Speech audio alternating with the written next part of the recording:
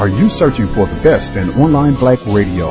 Then go to blacktalkradionetwork.com, helping you filter through the noise.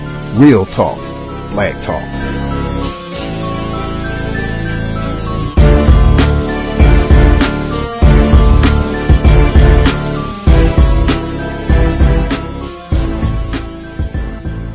The internet is full of half-truths and all-out lies. We've all seen them, and many people on social media complaining about it.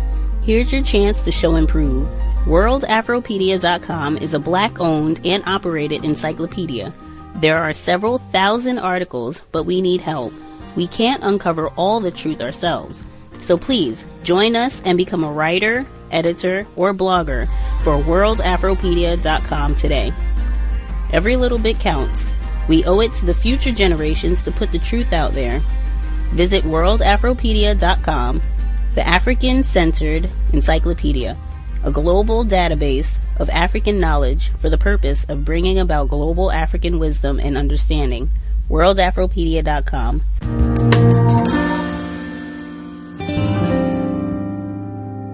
We begin with breaking news tonight. A verdict in the CDTA bus assault trial. 2 former UAlbany students found not guilty in this reported racial incident. Ariel, Agudio, and Asha Burwell were cleared of those top assault charges. They were, however, found guilty of filing a false report. News at ABC's Anya Tucker has been dedicated to the case and has live coverage now. Anya. Well, this happened right around the 5 o'clock hour. It really took some of us by surprise. We heard there was going to be a verdict. We ran upstairs, and then we sat in and listened. And as you mentioned, those top charges, the assault charges, they were both found not guilty, but they were found guilty of 2 other misdemeanors, falsely reporting an incident. One of those for those 911 calls that were made by Burwell and Agudio that you've probably heard in some of our stories, as well as causing public alarm through social media for those tweets that were sent out by both of the young women, resulting in a fury of anger and demands for justice. Now, if you recall, their friend Alexis Briggs took a plea deal last year. She was the 3rd former UAlbany student who had been on that bus, but Burwell and Agudio had refused that deal. Now, as you can imagine, it has been a long road for all of these young women. They are no longer attending UAlbany. Agudio's attorney, just outside the courthouse just a few moments ago, put it all like this. That the jury found them not guilty on really most of the charges.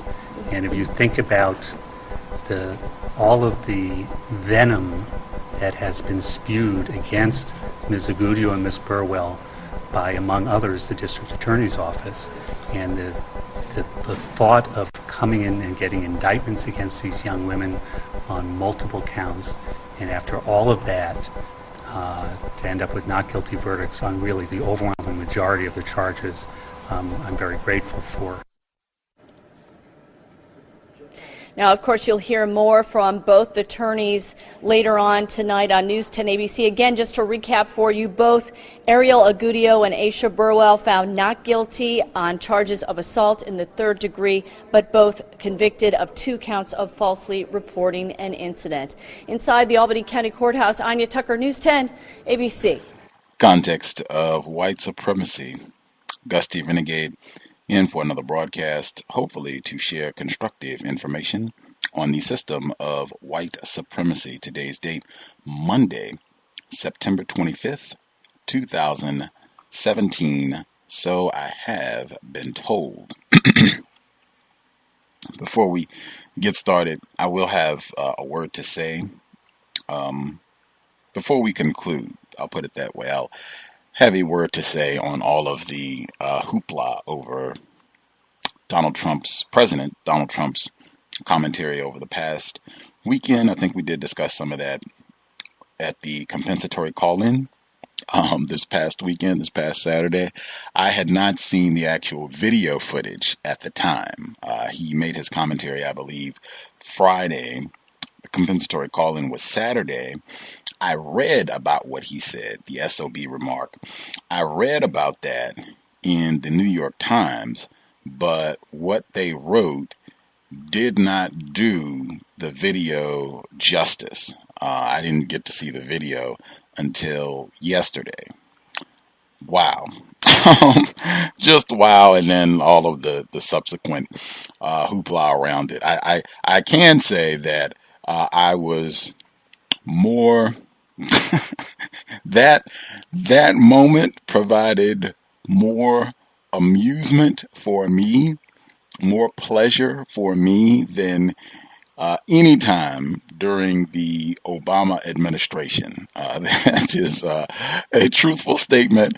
I was chanting 4 more years, and it took me a while to realize he hasn't even finished 1 year in the White House. But yeah, I will have more to say on that. And the football aspect specifically, I'll have a few words to say on that. Before we wrap things up, the audio segment that you heard was about the University of Albany incident of white supremacy racism. We've talked about this case a few times. This all started way back in 2016.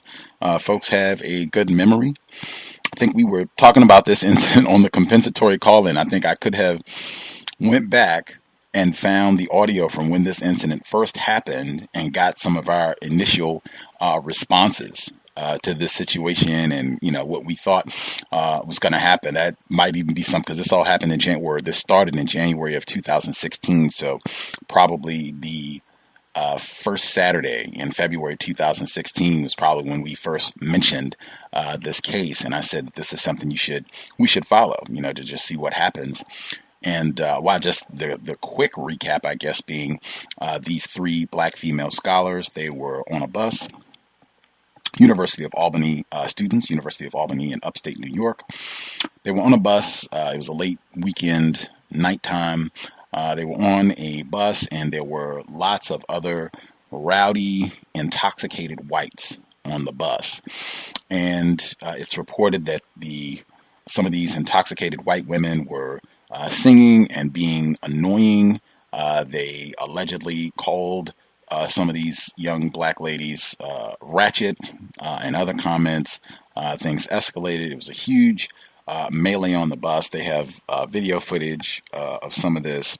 And the three young black female scholars, they contacted the police. I think importantly, they were the only ones to dial 911 to report that they were assaulted on the bus. None of the other white passengers, unless I've been misinformed, none of them called the police to report that, some Negro hooligans had abused them on the bus. Anyway, this was initially reported back, like I said, at the beginning of 2016, which was in the middle of the presidential election. Hillary Clinton commented about this at the time.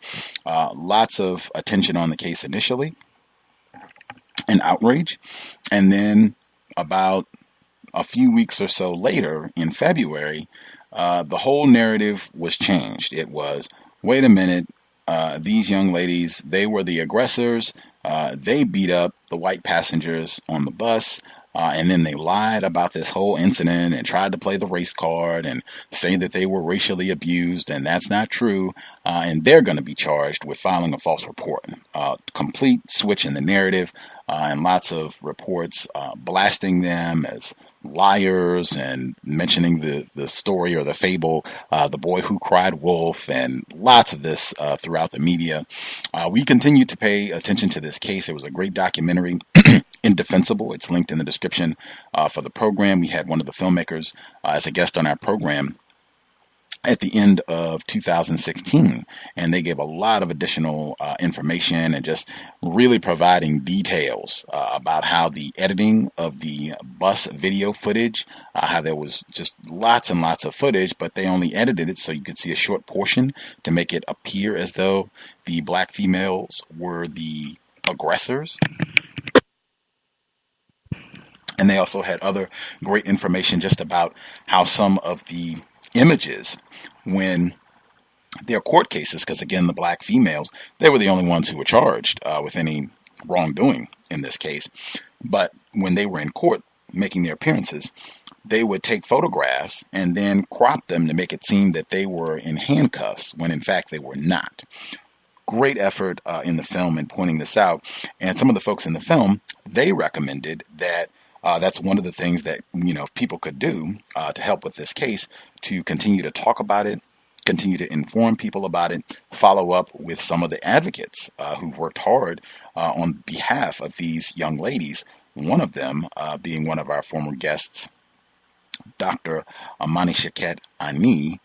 She former professor at the University of Albany in New York, and she was one of the folks that these victims confided in about the situation.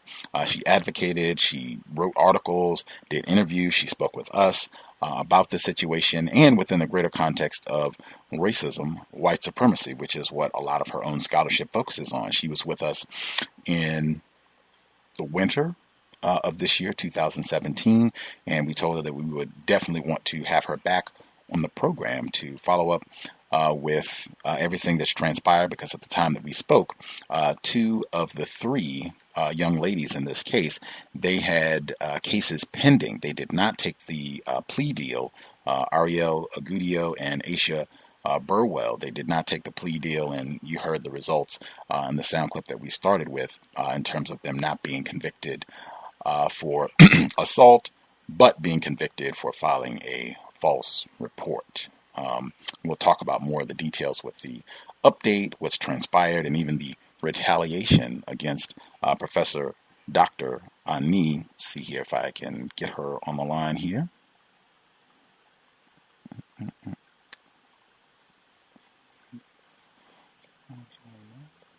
Oh, got her on the line. So glad to have her back with us. Dr. Ani, are you with us?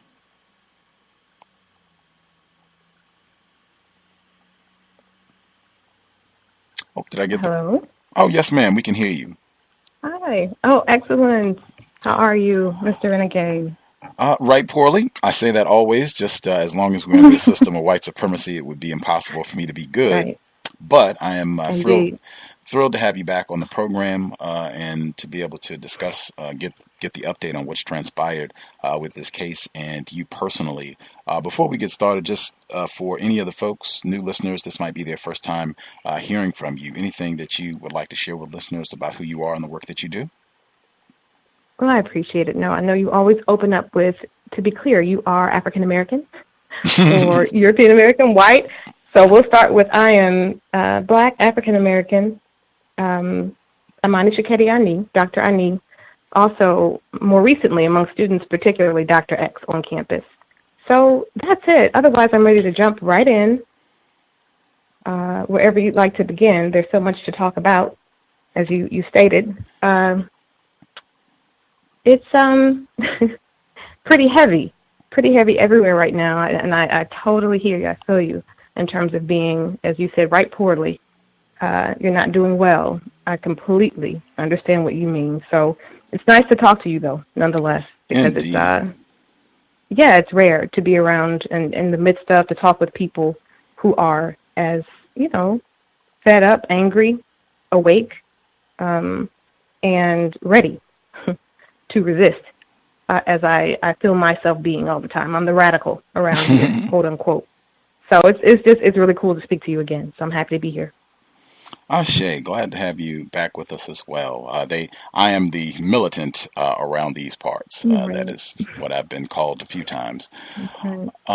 Let's see. Before we get to the case, since there's been so much commentary with President Trump's remarks and the response, you are relative, or actually I take that back. I was upstate New York. I guess you're not that close, but that certainly has galvanized a lot of attention over the past 48 hours. Did you have any, brief commentary on what has transpired and your analysis of white supremacy?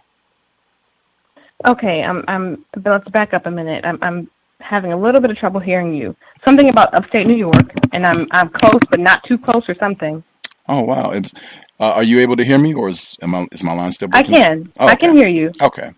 I said I was thinking that you were in a different part of the world, but you are in the upstate New York area, so you're not as close to a major city. I was thinking a major city where there's a football team, so it's not exactly in your backyard.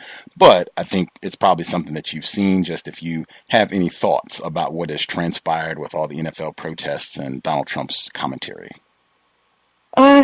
Sure.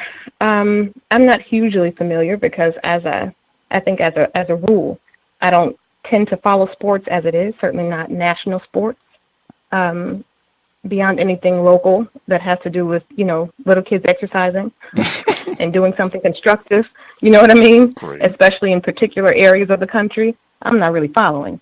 But yes, it's national news right now, as you said. So I actually just posted something on Facebook because it's kind of, like you said, it's in the news.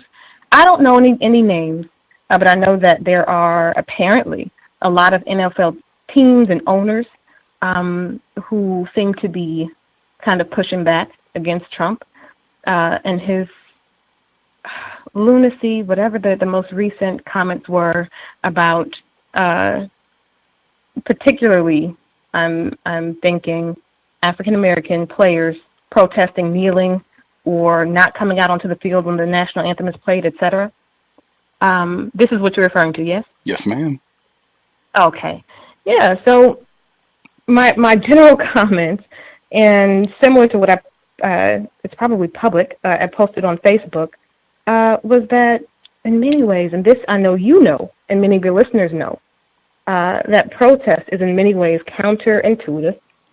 It's not constructive as a means of, achieving liberation from racism, white supremacy.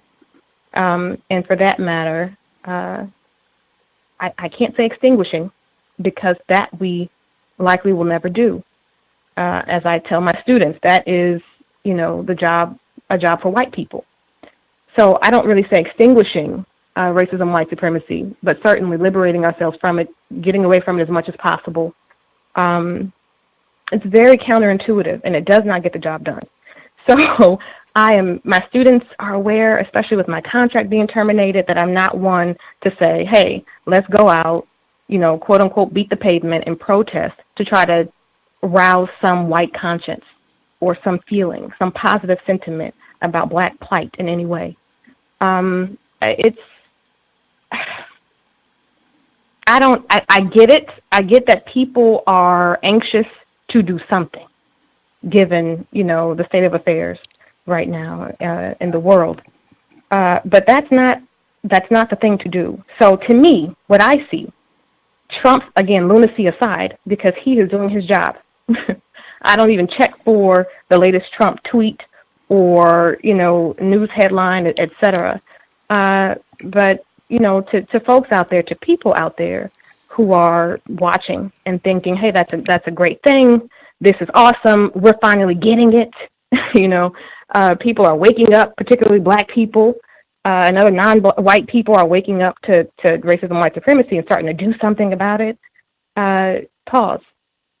Take a serious pause, because we're not doing really much of anything, hardly causing a dent, I think. I don't know what the ratings are, for instance, but I know it's Monday night.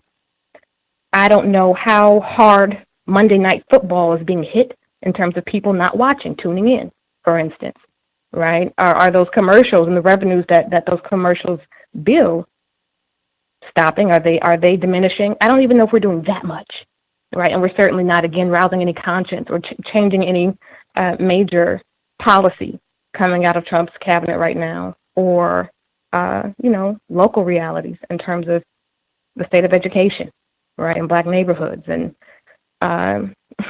the food deserts.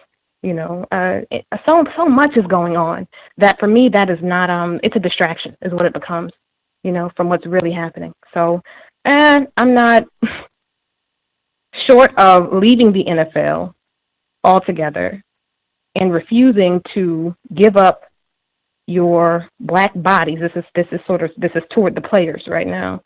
Lending your Black bodies, to the destruction of football for that check, for the so-called, and they call football a brotherhood. That reminds me of the police force and the so-called blue code, this fraternal order. It's just it's all a part of, to me, the system of racism, white supremacy. And even us so-called protesting it becomes, a part of the feeding, to the machine. So I'm unmoved. I'm sorry if that sounds so disparaging or down, but it's that again, it's real to me. And as we sort of lay into all the things we're going to talk about tonight, I hope that becomes clear to listeners too. Excellent music to my ears. I did want to say that I have seen, reports that ratings are down. That may be true, that may not be true, but I have seen reports. And interestingly, some of it has been white people saying that we're fed up with these uppity niggers and they're kneeling and we're not going to watch or participate in this anymore. And then some of it has been other people saying, I don't like that they are treating Colin Kaepernick like this or the athletes like this, so I'm not going to watch anymore. They said that it could be a little bit of both contributing to ratings being down this year, and I think they said they were down last year as well for some of the same, and the whole concussion thing as well. But I mean, all of that is kind of tied into anti-blackness, white supremacy, and disrespect for black lives, black bodies. But I did want to say quickly before we get to the real serious issues, you mentioned the distraction. Something about all of this just seems very contrived to me. I think they had a hashtag for this, and that alone just for me, it reminded me, someone mentioned Dr. John Hoberman's work. He was a guest on our program, suspected racist. He wrote the book Darwin's Athletes, and he used the term racial theater. And he said that a lot of times when you have these types of controversies and what have you, it just becomes racial theater, that we're already in an environment saturated with white supremacy. So anything that is talking about that explicitly in a way that is dramatic or entertaining, you already got the gladiator thing, we already got entertainment, so now we just add a little splash of extra racism on that, and hey, now we can talk about that for a good week or so and get the president involved. It just seems like racial theater to me, and as you stated, not really changing anything. And for me, really, the thing that I have most enjoyed was President Trump's remarks. I have never in my life said, "That's my president," but that was my response. That is my president, and I immediately broke out into 4 more years. 4 more years. We have got to have 4 more years of explicit, flagrant white supremacy being in. And it wasn't just the expression, which I loved. I couldn't even play a sound clip of it because I laugh uncontrollably every time that I see it. Like I knew I wouldn't be able to contain myself if I played it. But when I have watched it and been mildly mature, it's not just, his, it's the white crowd applauded. They didn't say, "Oh my God, the president just said, what? That is so They didn't say that. They applauded.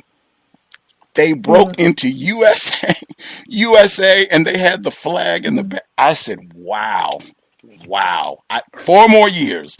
4 years. Make it as plain and as flagrant as you can. People that read with us, Ben Tillman and that is Ben Tillman on display. 21st century. Indeed. I was not upset. I'm not mad. 4 more years. 4 more years. 4 more years. As long as you want to stay there, just keep it up. That way everybody will know exactly why we keep having these problems, like what these young ladies experienced on the bus, Albany, New York. Now, absolutely. I guess to make sure with the synopsis, did I miss anything? Because I mean, this has been going on for a year and a half. What Alexis Briggs, Ariel, Agudio, and make sure Burwell, what they've been. This is about a year and a half to summarize. Did I miss anything from? If you were able to hear the synopsis. You didn't. I did hear the synopsis. Thank you. Okay. You didn't miss anything. No, not at all. It's really crazy to hear how long it's really been strung out. That's true. Again, a fight, a two-sided fight, altercation, several people, granted, but it was essentially a college fight that really has become, this major, again, spectacle of racial bias and intolerance, quote unquote, an academic term, tolerance. But it's like you said, the writing is on the wall. The fact that this has become such a major, literally grand jury trial in the state of New York. It'll be 2 years soon. And I'm happy to offer an update in terms of I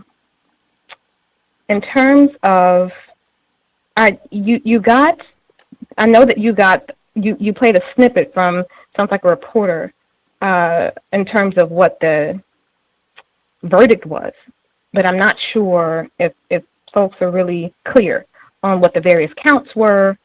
Again, all against these 3, which turned to 2, as you stated, young African-American students, female students. There were a total of 7 counts, I'm not sure if you said that were brought against them. Did you catch that? I did not mention that most specifically. Of them, go ahead. Okay. Most of them it came back as not guilty. In fact, and I'm looking at, you wouldn't believe my desk right now, all the paperwork on it. 1, 2, it looks like I'm holding, if I have, my eyes are seeing correctly, yes, 3 counts that came back, in fact, 2. But for the 2 girls, 2 counts out of the 7, I apologize, came back as guilty. And this is really where it becomes really ridiculous. You say, 4 more years so that people are very clear and know what we're dealing with. If you had any confusion or hesitation in terms of understanding that racism and white supremacy continues, that it is, there is an agenda that is institutional, that is political, that's social, that's perpetuated on all of these various grounds. Just take a look at our president right now. This is really one of those cases for me. The more that information is revealed to people, they really get, okay, this is all, a big, essentially, showcase of white aggression, and not just aggression, but the propensity of white people to be successful at aggressing against non-white people, even today in 2017. All that being said, I'm looking at the counts, right? And you remember the case. It was about these 3 African-American college students who immediately after this altercation, that turned physical, called the police on their own behalf to file or to report having been the victims of this attack by a group of white students. They didn't know who, didn't have names, didn't know, who at that point, who walked through punches, etc. But they were outnumbered on this bus. And they were antagonized, provoked, and eventually assaulted physically, right, on this bus. They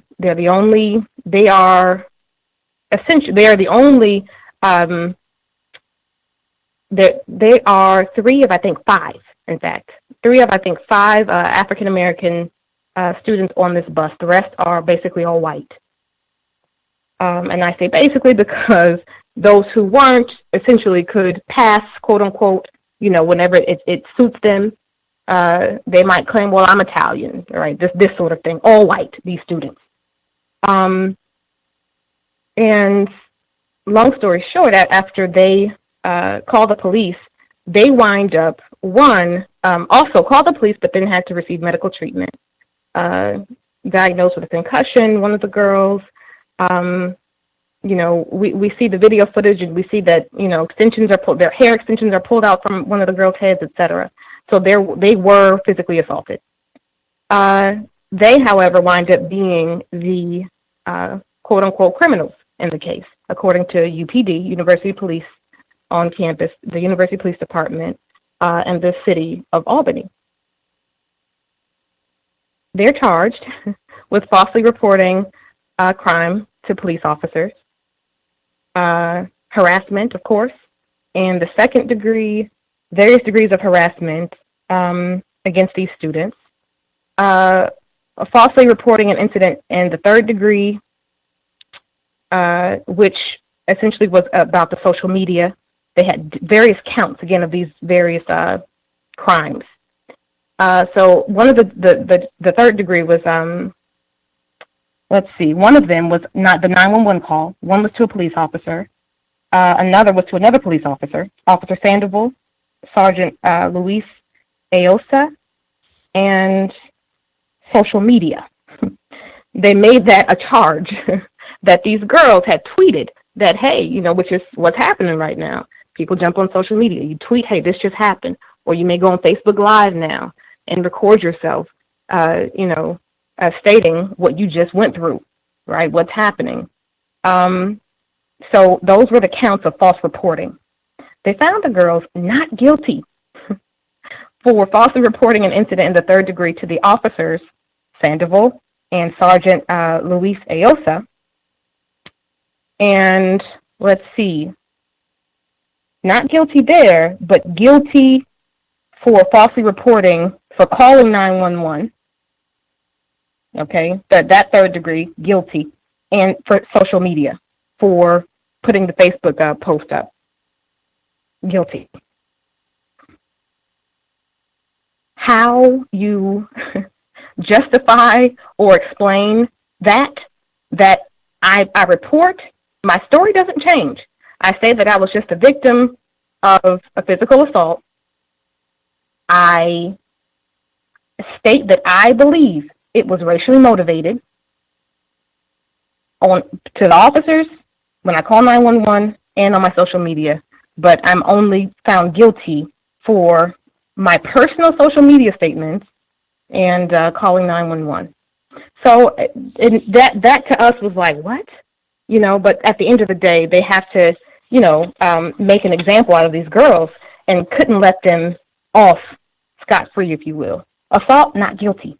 They weren't guilty on assaulting any of the white students. Not guilty, right? No evidence, nothing. But they literally, they had to put something on them to, maintain the positions, the social and, political stratifications here.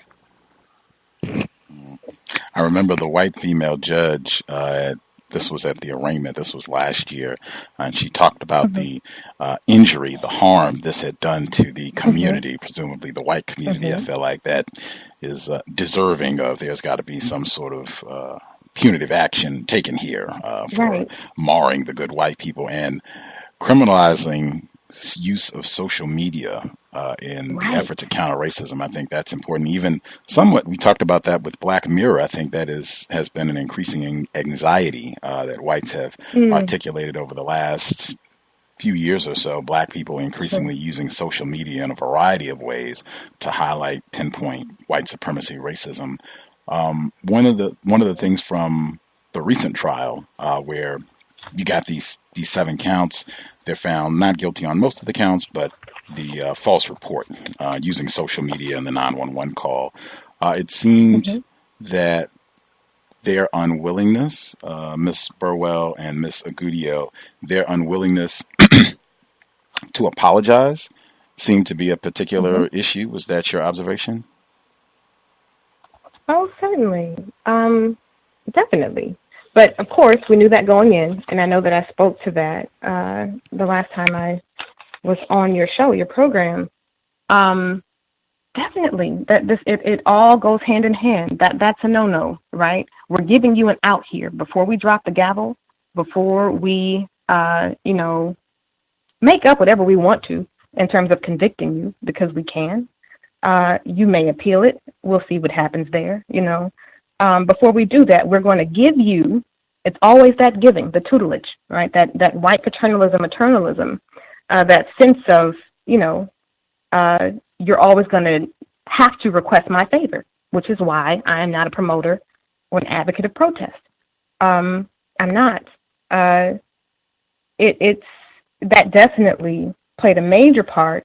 The judge, if you could have seen the judge now, the judge for the grand jury case, oh, his name is escaping me now, but we can easily get that.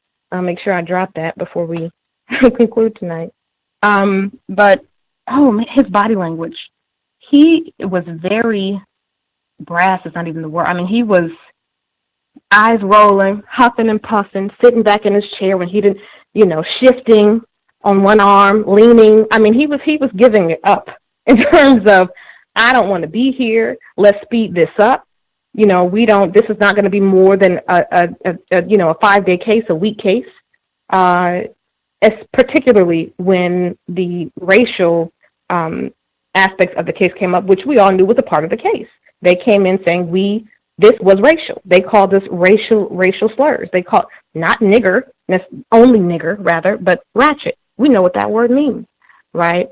It was clear to us what was happening, and we have a right, in this country to speak to what our experience was. This is my constitutional right. Isn't that what this is all about? His entire response throughout the case was, very, very disturbing. That, none of the court-appointed officers, no one, of course, ever, showed any sign of registering his behavior. The jurors, of course, were instructed to sit still and quietly and not to show any facial expressions, but the judge, however, could let loose. So it was all a spectacle. I mean, it really was. And, both Ariel and Asha's parents, I give them great respect because it was very difficult, for them to sit through each court meeting and not. In fact, I also, several of us, both of the girls, the young women's fathers, and myself and others who were there in support of justice, were asked, threatened with being kicked out of the court if we moved, or made a noise or, shifted in our seats or any of that. The officers were on top of us, like white on rice, as we say. This was it was like a 1950s, 1800. I mean, it was ridiculous. So, is this judge? The fact that. I'm sorry. Go ahead. I'm sorry. No, go ahead. Just you. I was going to bring it back to they're not apologizing. Is this they were made to pay for it. I don't think that was his name. Okay. You're talking about the judge, right? Yes, ma'am. I will get that. Okay. I will get that. In time. No problem. I have so many, like I said, notes on my. Sure, I'll get that though. Yeah, that right there, though. I mean, just in terms of that environment and in that type of court setting, reminded of the sound clip. Allen Iverson, a retired basketball player who. He was charged as a high school, same situation. He was at a bowling alley and a fight broke out and the black people ended up being the only ones charged. Allen Iverson was one of the folks charged. He was convicted. He ended up getting sentenced to 5 years prison time. And this was when he was a high school senior. So his entire career almost never happened. And it was just because Virginia at the time had a black judge and he pardoned him. He was able to get out. He went to Georgetown and the rest is history. But they did a documentary on just the fight and what happened and how all of that played out. And I think the night before he went to court and was convicted, he said he was talking with his friend, co-defendant, who also got convicted. And he said, man, that white man has, and I think he might have used an excellent word. He said, man, he has got a lot of power. And I have sound clipped that. He didn't say privilege. He said power, and you go into that sort of setting and probably going to have a all or mostly white jury. And then they've talked trash about you for a year and a half on CNN and all these other outlets, and you're a no good liar, and you won't even apologize. You wasted all this money and wasted our time and played the race card, and you get the white judge to come in and just look down on you for wow. And as a young person, this is not happening to you at, a seasoned veteran where you got some experience. Happened to you at, 20, 21, and what you think you would be, how you would feel going through that sort of situation. Right. Absolutely. I checked some of the comments about this situation as well, and it seemed like in fact, I saw one comment where they said, and you wonder why Trump was elected when you see this type of garbage. And then I saw another one where it said, it's now time to retire Tawana Brawley and replace it with Agudio and Burwell. Thoughts on that? And if this suggests someone who is quote unquote ignorant, ill-informed about what racism is and how it works. Absolutely not. As you all know, none of them are. Yes. I would say none of them are. Not even your poorest, most, formally uneducated white person is unaware or unconscious of racism, white supremacy, and the differences between, white supremacy, white nationalism, black nationalism, etc. They know very well the differences and the context that we're living in. The comments are awful. They are hideous, some of them disgusting. And I hadn't read that one. I haven't seen that, the Tawana Brawley comment. But of course I've seen, many of them, and, calling them, here, now I'll call you nigger, there you go, you lying niggers, right? All of those things. And for someone who would, that same white person, chances are, would profess, publicly not to be racist, and even in that instance, not to be racist, but to be sort of, reprimanding or, rendering some sort of vigilante justice, but I'm not racist, right? This isn't me being racist. I'm retaliating and sort of, teaching these girls a lesson. Even in that is the lesson. That's the whole point. Racism, white supremacy. If that's not what you're about, then you wouldn't have a comment like that. That should discuss any of us, all of us, if you know even a little bit of American, total North American, European history. Those kinds of comments are just, they are awful, and they speak volumes about European Americans. And as you said, their awareness, not only of what's happening right now, but then also the fact that you can recall major events like that, right? You can recall, you can pull out a name, a case, and liken it to this situation.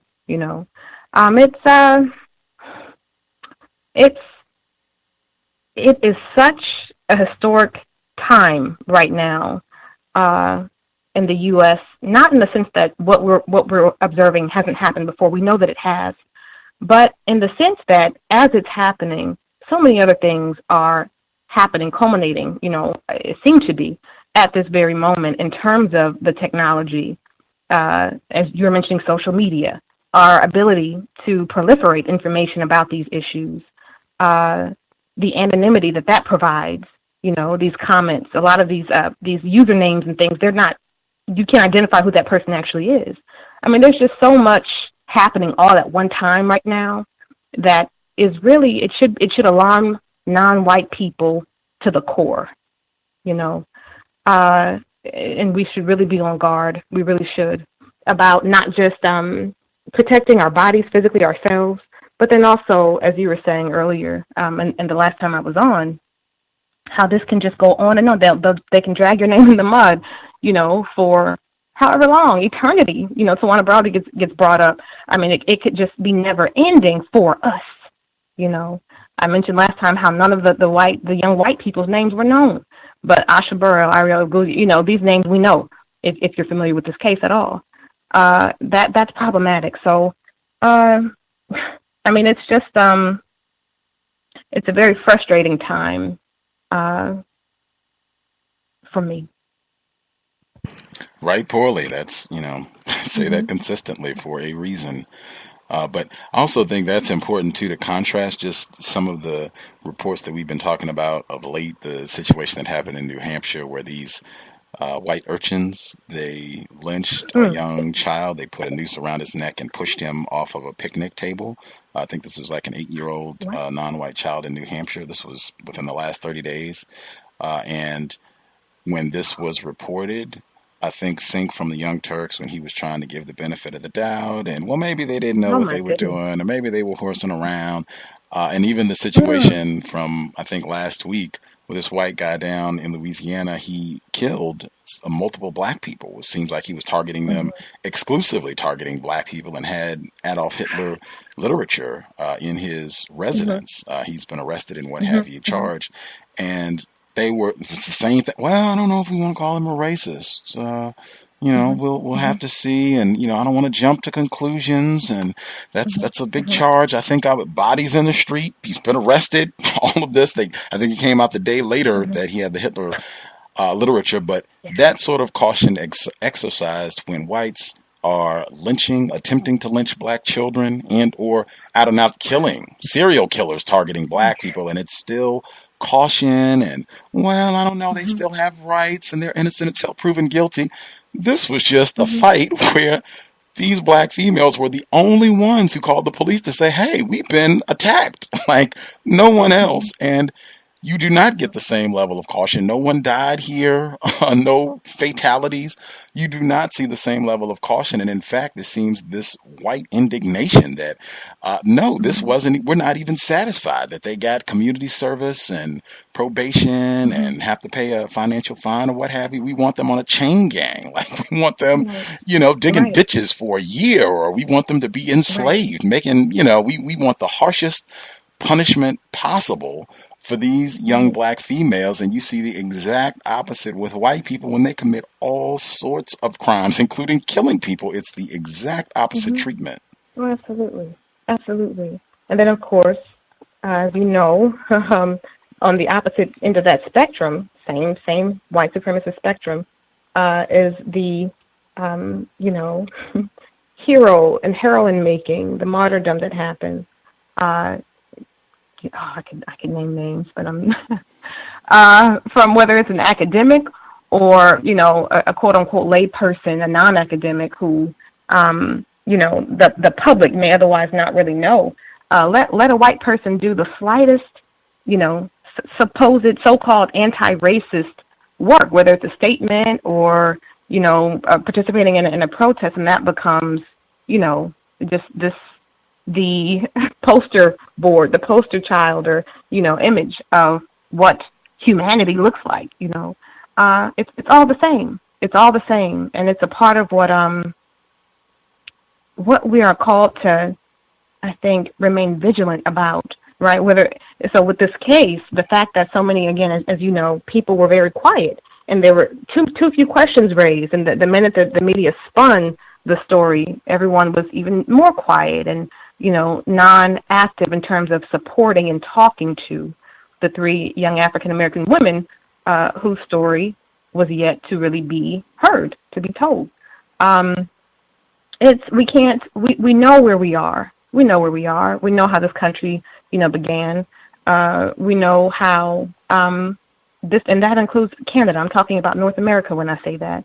We know where we are. And it's the fact that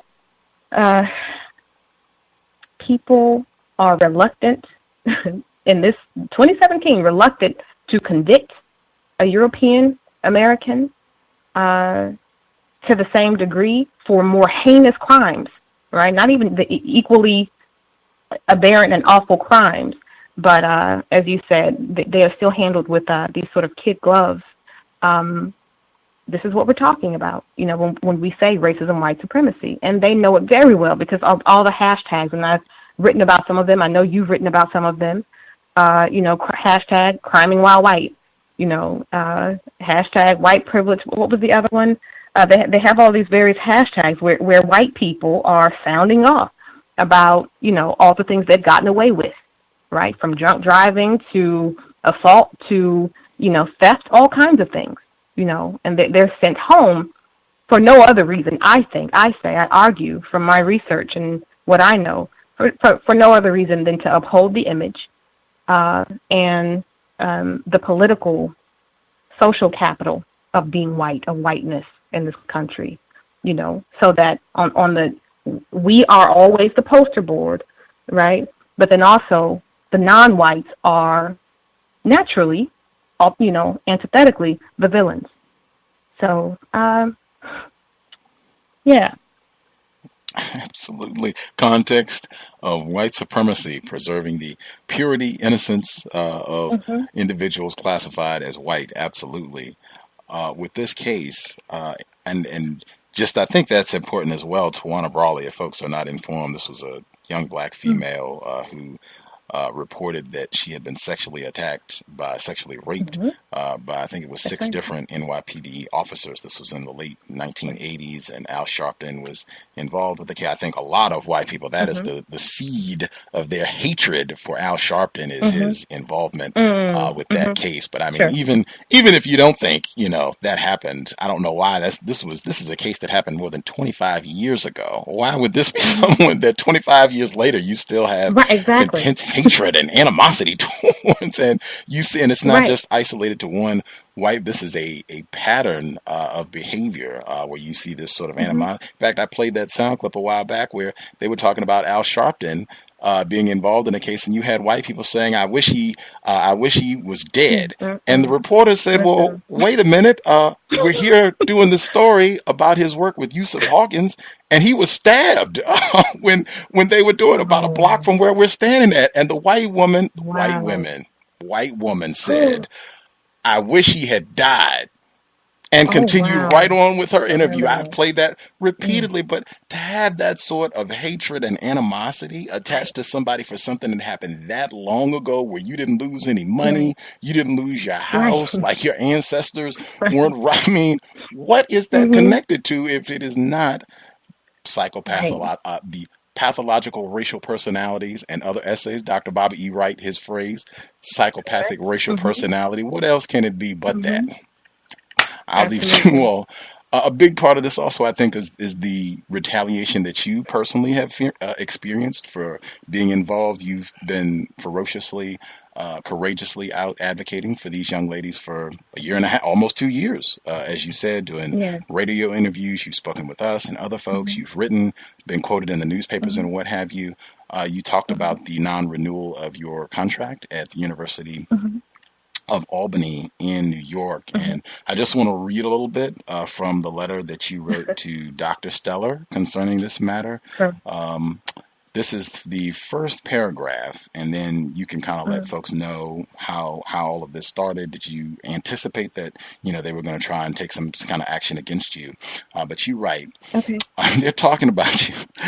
They're talking about you. So they say, Dr. Ani is a woman who has that anything you can do, I can do better attitude toward men, and does the hardest job to prove herself, end quote. This is what senior faculty members in the Department of Africana Studies at the University at Albany had to say about me, an African-American woman and junior faculty member in the department whose work on confronting racism and other injustices at the university is apparently unwanted. I have attached for you the newspaper clipping expressing these words that was placed under my office door while away representing the university at a research conference during the week of April 24th, 2017. Further troubling is that the dean's office evidently agrees with the department's position on my efforts to address racism and other social problems through my work, as Dr. Wolfert and Associate Dean Rabideau have advised in official statements that I recalibrate the tone, end quote, of my teaching and research for a softer approach. To all of these individuals, I say, this is not 1953, and I am not your nigger. The words of Dr. Ani. Can you elaborate? And again, did you kind of have an idea that they were going to try to take some sort of punitive action against you and your job? Sure, I can elaborate and answer that question. No. So here's the thing. As much as we know that racism and white supremacy is not, we know, and I have to just kind of put this in here right now because it peeves me. It greatly bothers me that the academy, and it's a part of the agenda, but, it's very common when I ask students today, whether they're in undergraduate or graduate school, anyone, what race is, what is race, what is racism, the first thing for both of those that they go to and their, answer, their response is, well, it's a social construct. That bothers me greatly because it very much waters down all that we know scientifically, from a biochemical standpoint, from an anthropological standpoint, a historical standpoint, a political standpoint. Politically, you could argue, okay, social construct, that kind of fits socio-political.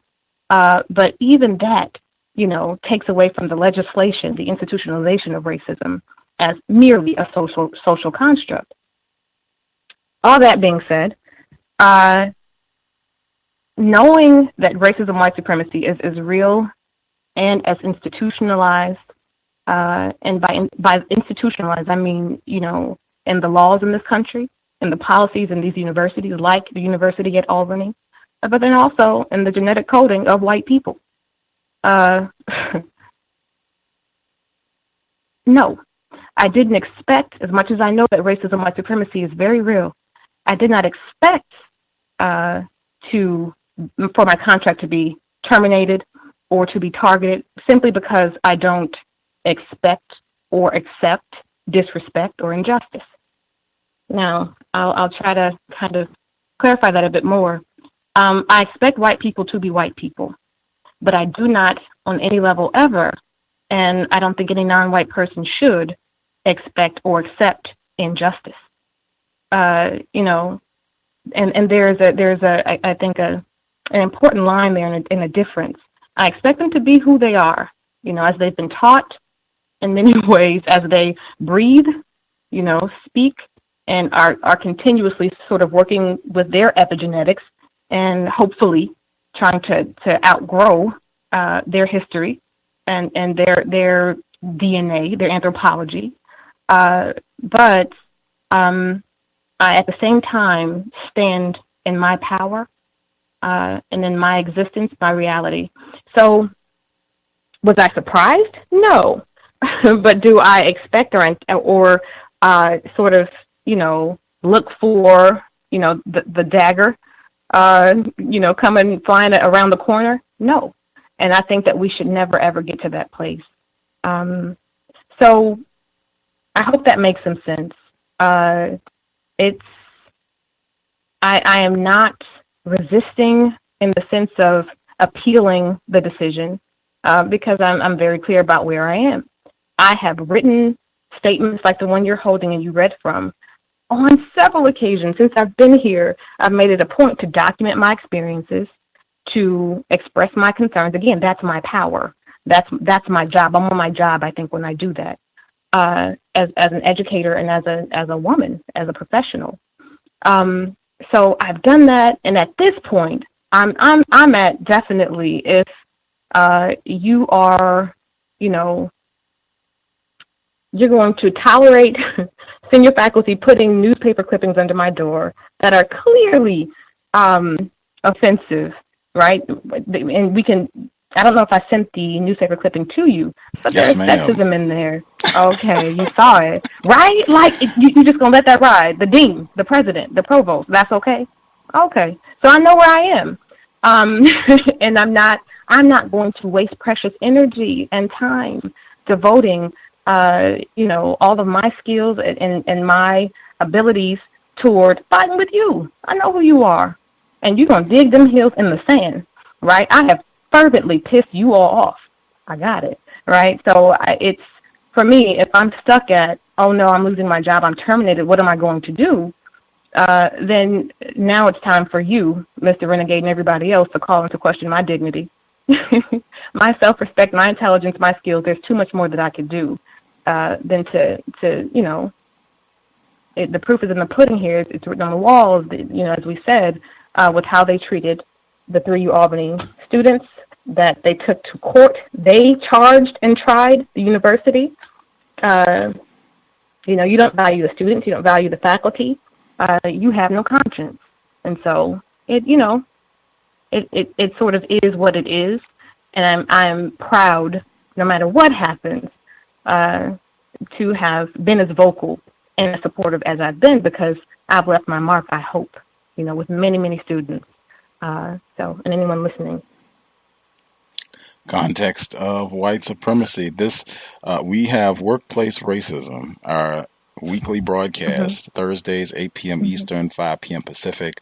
The late grandsister, Dr. Frances Cress Welsing, she used to say consistently that it should be impossible to have a group of 10 black people, even 5 black people, and you can't have a robust hours-long conversation about workplace racism and saying that, hey, it's how many black people can say, hey, I'm getting all my raises, I'm getting all my promotions, I'm not harassed, I have a great office, huge desk, comfortable window view, and I'm just propping my feet up, biding my time until I get ready to retire. Like, I don't know a whole lot of black people that can say that. We should be talking about workplace racism on a regular basis. Speaking of which, so you wrote, I read a little bit from your letter where you wrote about a letter being slipped under your desk. And so I looked at the second note, and I have the letter here. So I want to read the letter for our listeners just so they know I'm not making this up. We're not messing around. But this person slips this letter under your desk. This person, one of your colleagues, a suspected racist, writes in to the newspaper column for their, I guess they have a column, Dear Annie column, where you can write in with your workplace, whatever problems, and she gives you advice. So this person wrote in to the local paper, didn't put any names on it and didn't put the institution, but wrote in with troublesome coworker. It got published. And then after it got published, while you were away at a conference, they put the article under your desk. Is that what happened? They slipped it under my door, right. And so, you know, to be clear, I don't know if any of my coworkers actually, my colleagues wrote it, but certainly, apparently, upon reading the Daily Gazette that week, they thought this was very fitting if they didn't write it and printed it, cut it out, and slipped it under my door. Didn't put it in my mailbox, slipped it under my door, quite anonymously, I'm guessing, when no one was around, and just left it for me to receive. When I returned, this was the same week also, as far as just the greater context, that the senior faculty voted to renew my contract or not. And so here we kind of have to, at least for a second, talk about, I don't really say internalized racism, I just call it selling out. We have to talk about the fact that these are faculty in the department who are all Black, who are those Black folk that Dr. Welsing talked about we should never be. And that's those Black people who are always happy on the plantation. They don't see racism at all. If they do, they're not going to speak on it. They're not going to rock the boat or cause any trouble. A massa. That's who's here. So they put that, one of them put that under my door the same week that they all sat together and talked about how my scholarship is racist. I am racist when I, teach particularly white students. I'm insensitive to them. So they, really spurred on this divisiveness in the department that spurred on the university's confidence in making the decision to terminate my contract without any resistance, because these Negroes here are quite content, with their salary. And naturally, none of them were ever at court for Asha or Ariel, ever hosted any sort of program. In fact, was very opposed to my holding the State of Black UAlbany on campus around the time that the charges were being brought up against the girls. So it's a whole, situation here where racism, white supremacy is alive and well on this campus at UAlbany, and the Department of Africana Studies, very sadly, is no contender to it, other than myself, and they want me gone. Wow.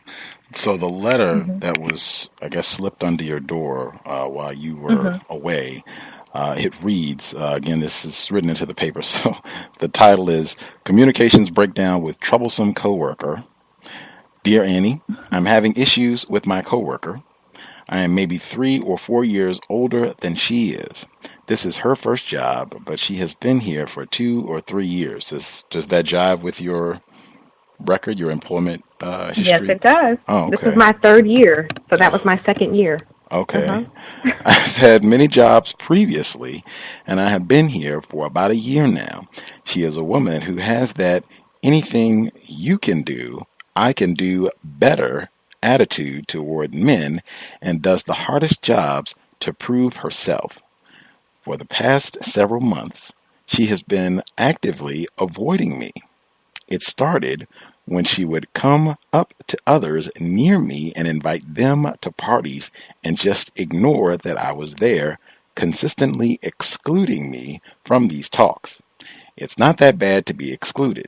We don't have to be friends, but it's more than that now. I can't remember the last time she spoke to me, even when communication between us has been crucial for us to do our jobs. If I go to the break room, the smoking area, or the bathroom at the same time she does, she will straight up book it out of there, not looking at me, not speaking to me. I have no idea why. Is there anyone on the job you are actively shunning? Shunning? Absolutely not. So here's the thing. This department is quite at home at UAlbany.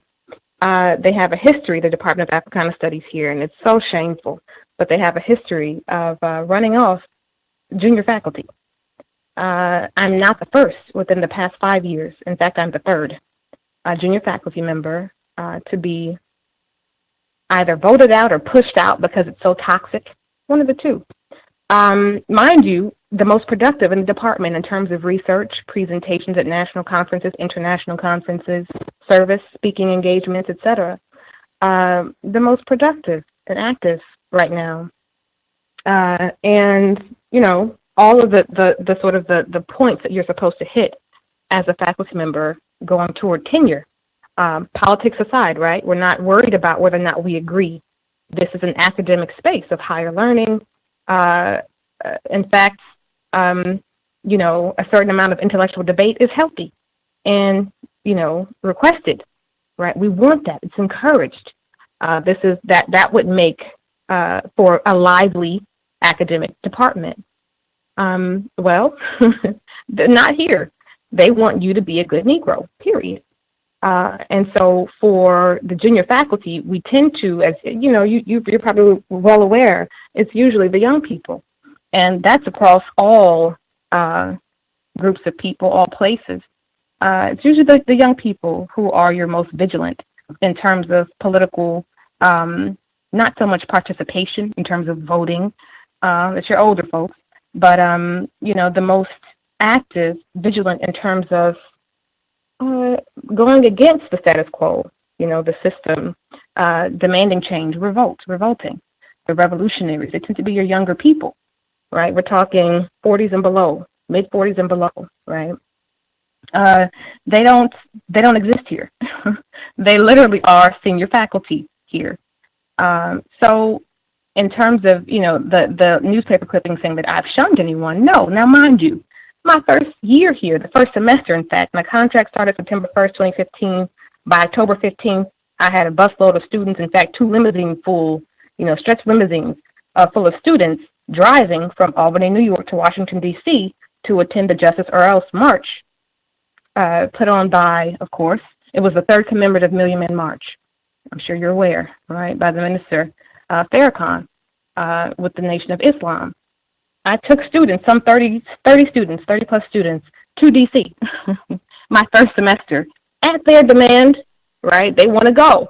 Well, hey, let's go. I'm not one to not support young people taking an active position in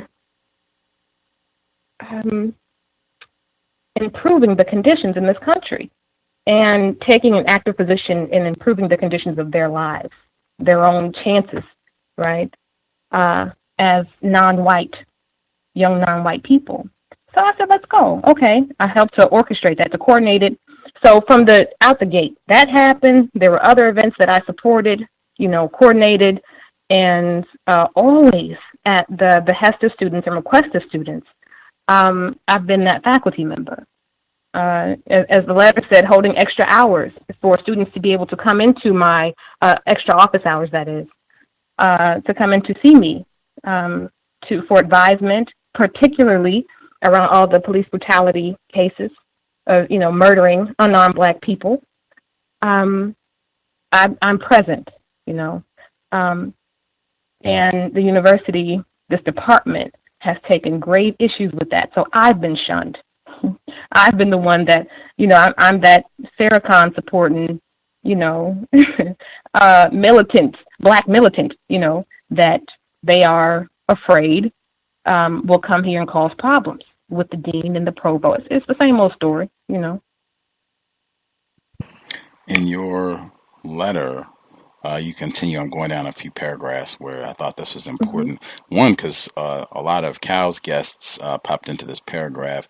The infamous admitted white supremacist known as Tim Wise, Joe Fegan, Jane Elliott, Michael Bradley have all been guests on the C.O.W.S, a few of them multiple times.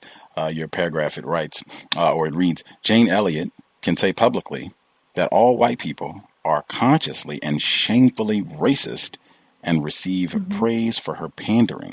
She is white, an admitted racist. Tim Wise and Joe Fegan, too, can say that America will never be post-racial as long as white people maintain that they are experts on what and where racism is and how it must be taught out of existence. They are white men.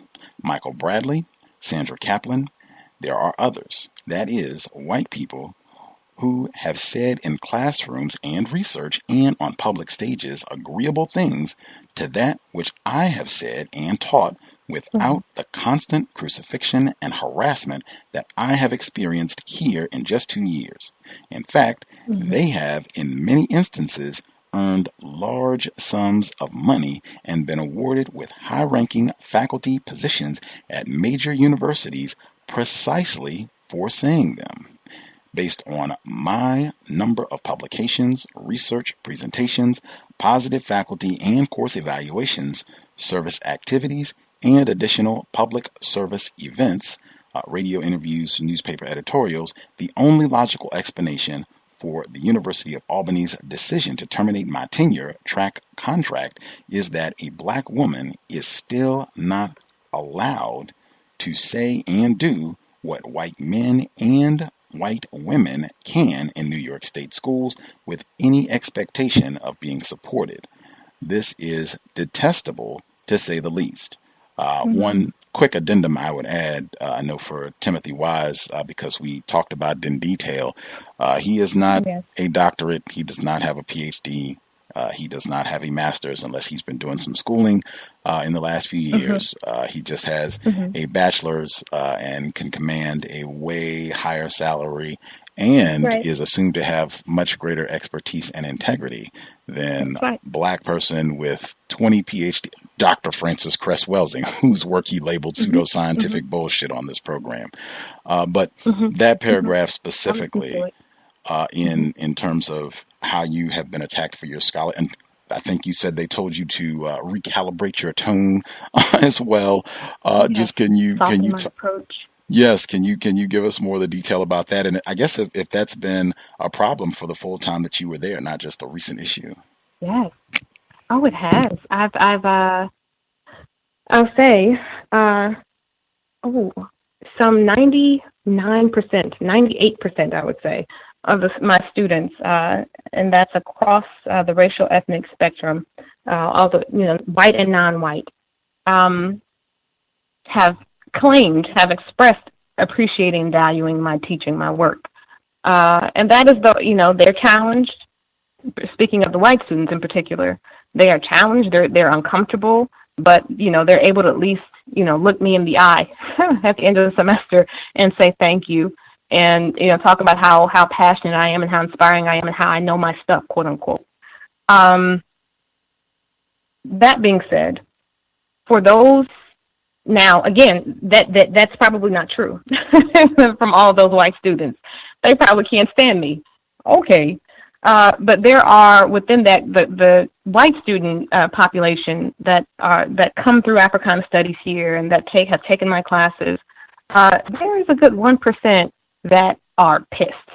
And that 1% grieve their grade. They go through a grade grievance. They deserved an A, of course, right? What is this C? They might have failed. I failed whites. Absolutely, you failed. If by the end of my class, end of the semester with me, you can't accept or talk about the state of the world in terms of everything we're facing, the harsh effects on the environment from industrialization, right, coming out of Europe, obviously the Maafa, right, enslavement, and the building up of this country and Europe and Canada, right, the genocide of the whole populations to colonize and take over these locations, right, this European expansion, et cetera. You can't talk about these things very openly, and I watch you throughout the course continuously try to go around them, navigate. You're not using the terms that I've taught you, that I've provided and given you and asked you as the professor to use in your papers and your discussions, to be direct, to be honest, et cetera. You fail, right? Of course, they're not used to that. How dare I? I've had white students tell me they don't have to follow these standards. You do. My name is on the door. This is my office. This is my class. Actually, you do have to follow my standards, right? You have to respect them. And the fact that you think you don't, as a student, that you can tell me what you're going to do in my classes, problem. And so I hold up a mirror to their young faces. This is you. This is who your parents have raised, who you've been taught to be, and who you've been supported to be and being in this society. So, of course, they put everything. She called me ignorant. Well, this is in the dictionary. Let me explain to you what ignorant means. And it's okay. Your parents didn't teach you. They didn't teach you for good reason. They want you to maintain racism, white supremacy. This is my class. These are my classes. So when they carry their complaints over to the dean's office, of course they're appalled. We hired you to teach about racism, and we know that you call it racism/white supremacy, but we don't actually want you to teach it. So I'm told, despite being hired under, I guess you could say, this, under these pretenses of teaching, the topics and issues that I teach and do research on, they want me to do it their way. And that is not at all, essentially.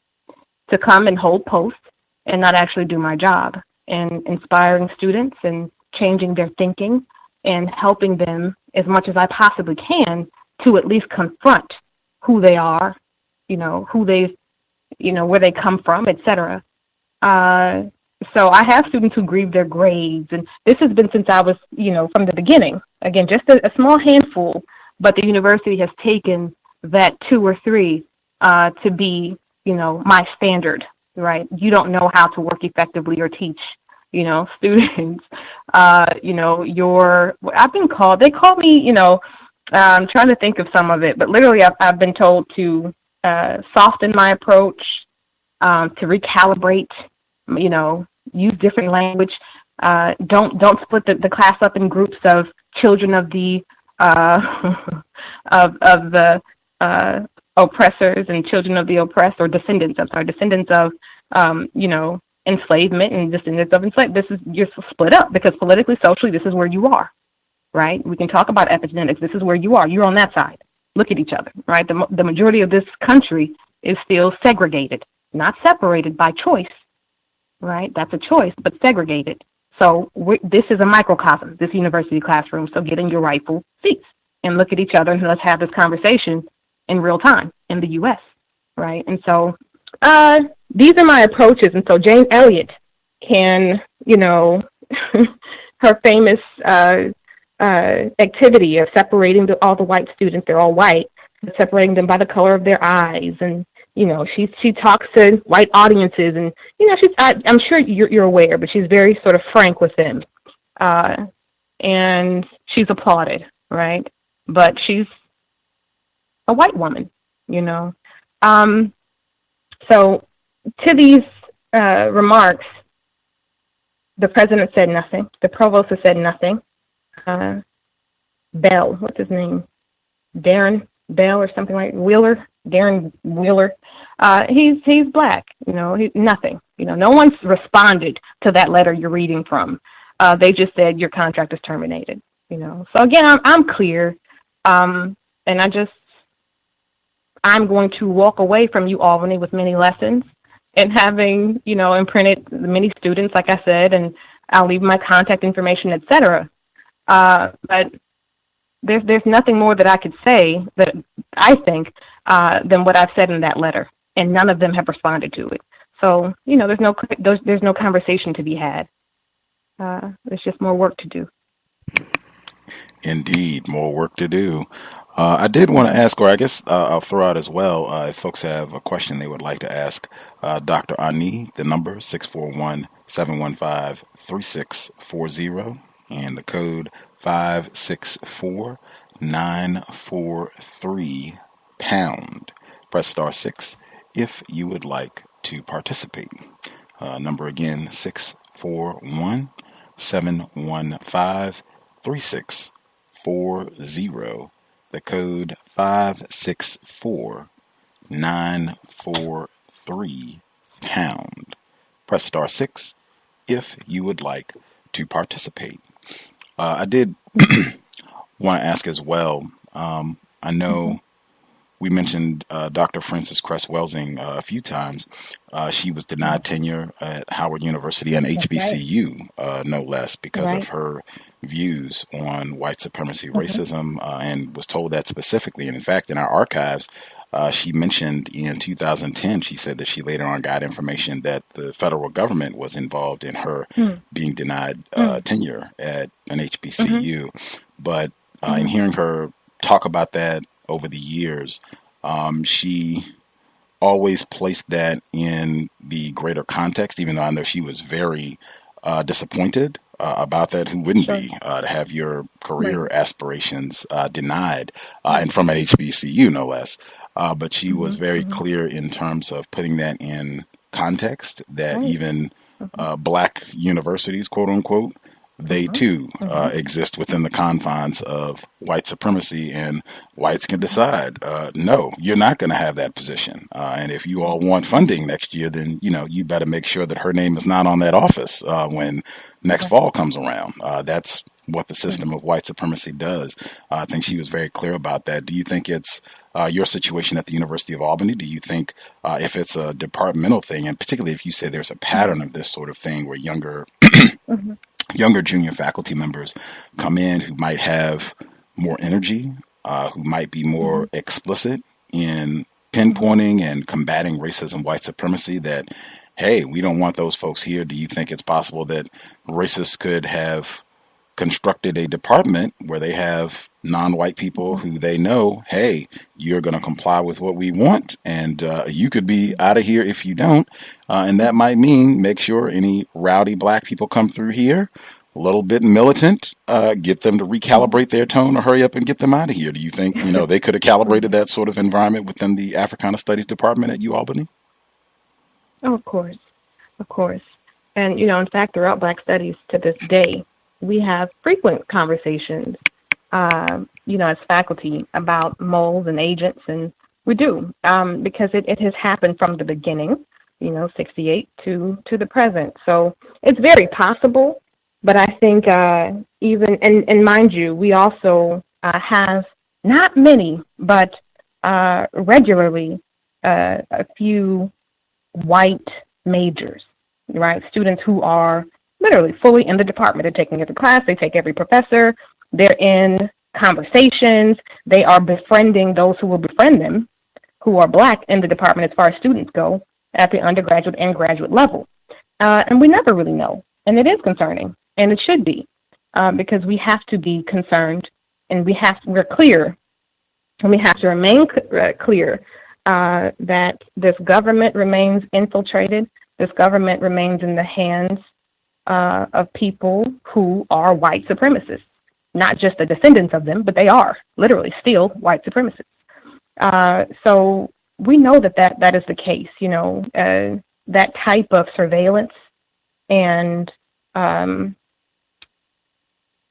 counter intelligence or intelligence, I should say, within black organizations, coming out of, for instance, the CIA, FBI, that didn't stop, with Hoover or, that generation of officials.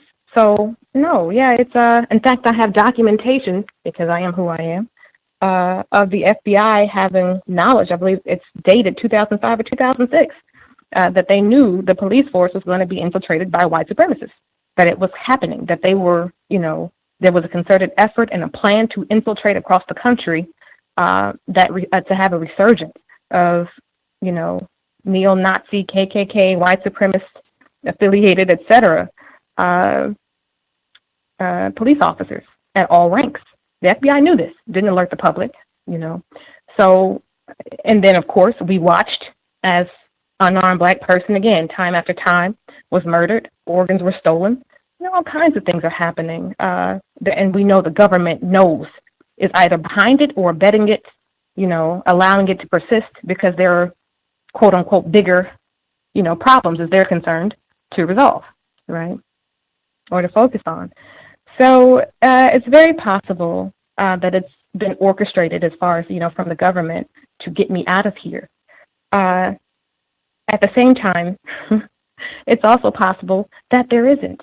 And that also scares me and concerns me, that too many of us still don't recognize that we are, in a critical time, and that we're not in this post-racial space where we need to just kind of calm down or, quote unquote, be so-called patient and, we are progressing, all this nonsense, to where, you don't even need a white person orchestrating anything anymore.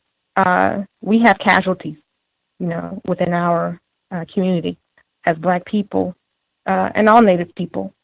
We have casualties, those who have lost their minds, in this struggle against racism and white supremacy, who do white supremacist work, although they don't have the power and means to be racists, to create or, you would say, perpetuate racism and white supremacy, but they also may serve as obstacles nonetheless, in the cause and the struggle. So the jury's out, and I don't know. Context of white supremacy. I do see a few hands up. I'll try and nab our callers as well. Caller at 4243. Did you have a question for Dr. Ani? 4243. Hello, thank you for taking my call. This is Red from Ohio. I came into this show late, and I apologize if you already discussed this, but I thought I'm kind of confused about how tenure could be revoked. I thought that was like a guaranteed job, basically. So that's my question, just to maybe speak on that. Thank you very much for coming to the show. Okay, absolutely. My pleasure. I thank, Mr. Renegade and the team there for having me back.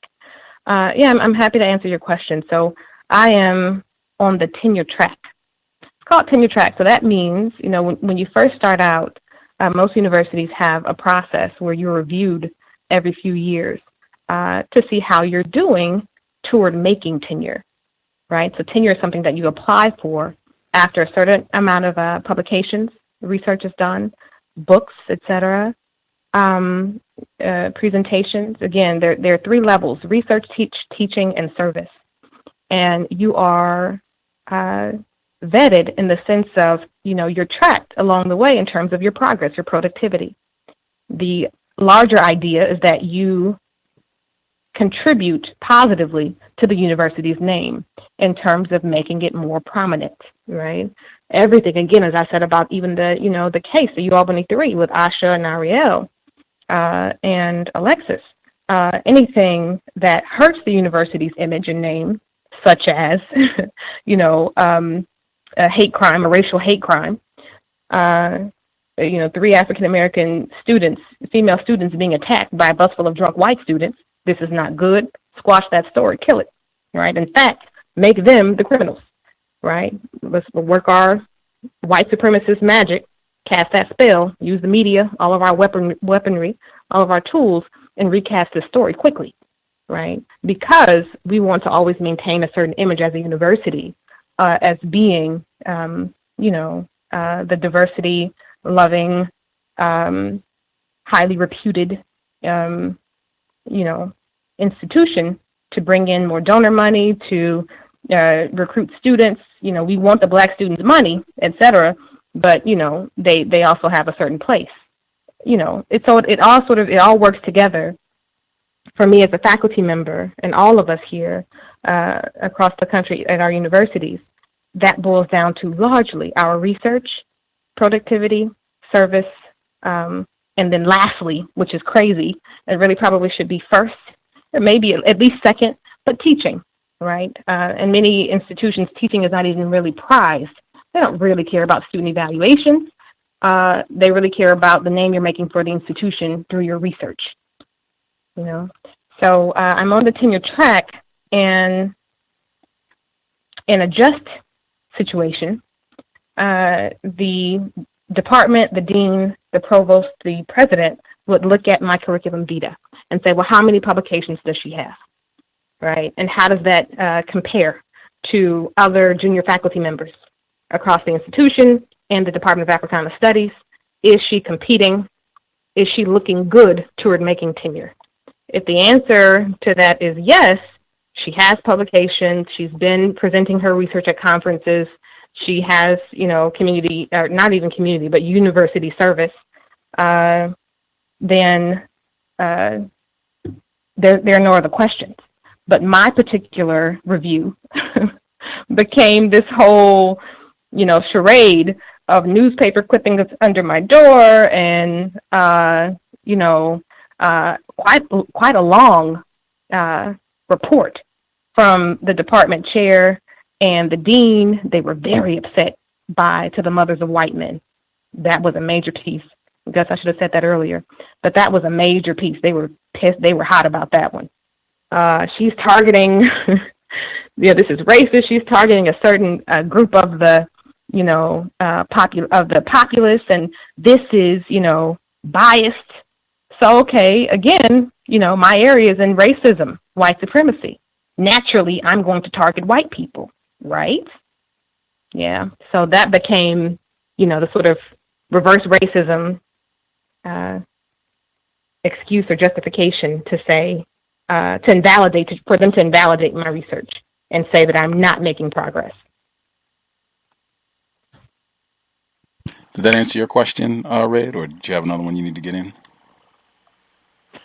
No, that answered my question. Thank you very much. Okay. I'll keep my line. You're welcome. Grand. To the mothers of white men, we talked about that when you were on the program earlier this year, and you said you were going to put a copy in my hand so I could check it out. I was able to read it after you were a guest on the program that time, and I highlighted, I'd sent some of my notes when I read it earlier this year, lines such as white women are perhaps civilization's greatest enemy. She goes on, you write in the piece, you're asking of white women, ally with people across the ethnic spectrum in the U.S. and Europe in calling for civilization, training of the majority white male police force, and an end to global European political exploitation of non-white people and resources. You, the mothers of white men, should be taking personally the collective rallying cries against racism, white supremacy occurring around the world. An indictment on white-occupied or majority societies is also an indictment on you. Your responsibility is not to drown or muffle the echoes of dissent coming from the world outside of your homes, and neither to placate the barbarism and egotism within you, your family, or friends, but to correct your ways according to the suffering and alarms resounding inside and around you.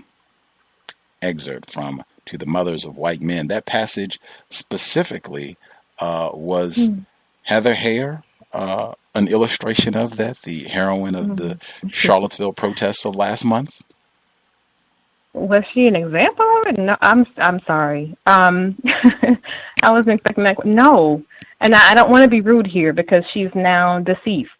But no, I don't know who this young woman is outside of she was at this protest, which is good job.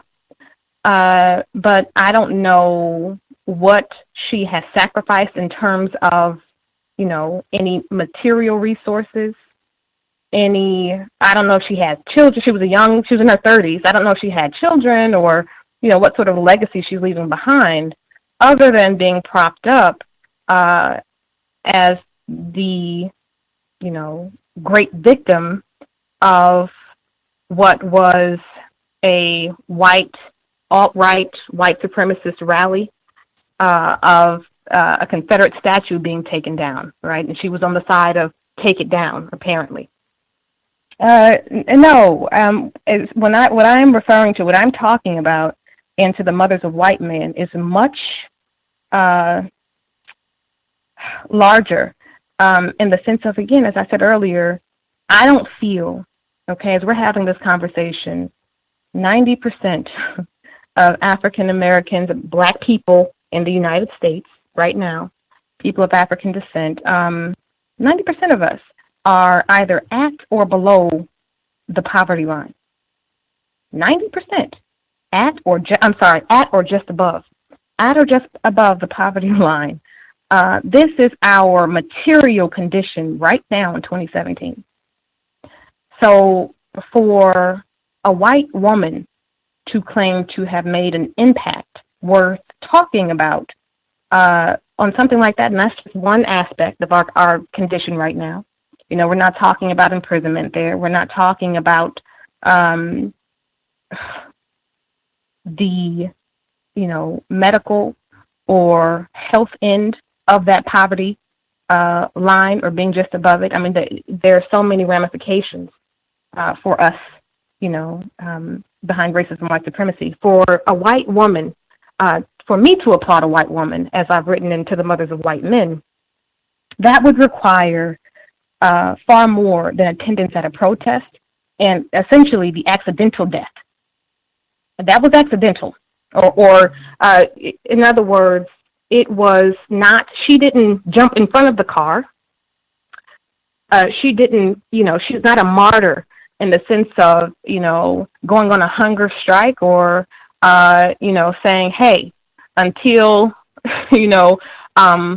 that 30% of black children who are living under the poverty line right now are well above it, to the point that we can be sure that they will live to their, physical and mental potential, because they have the basics, okay, to live today in 2017 in the so-called richest country in the world. Until that happens, I'm not eating. I'm going to die with them.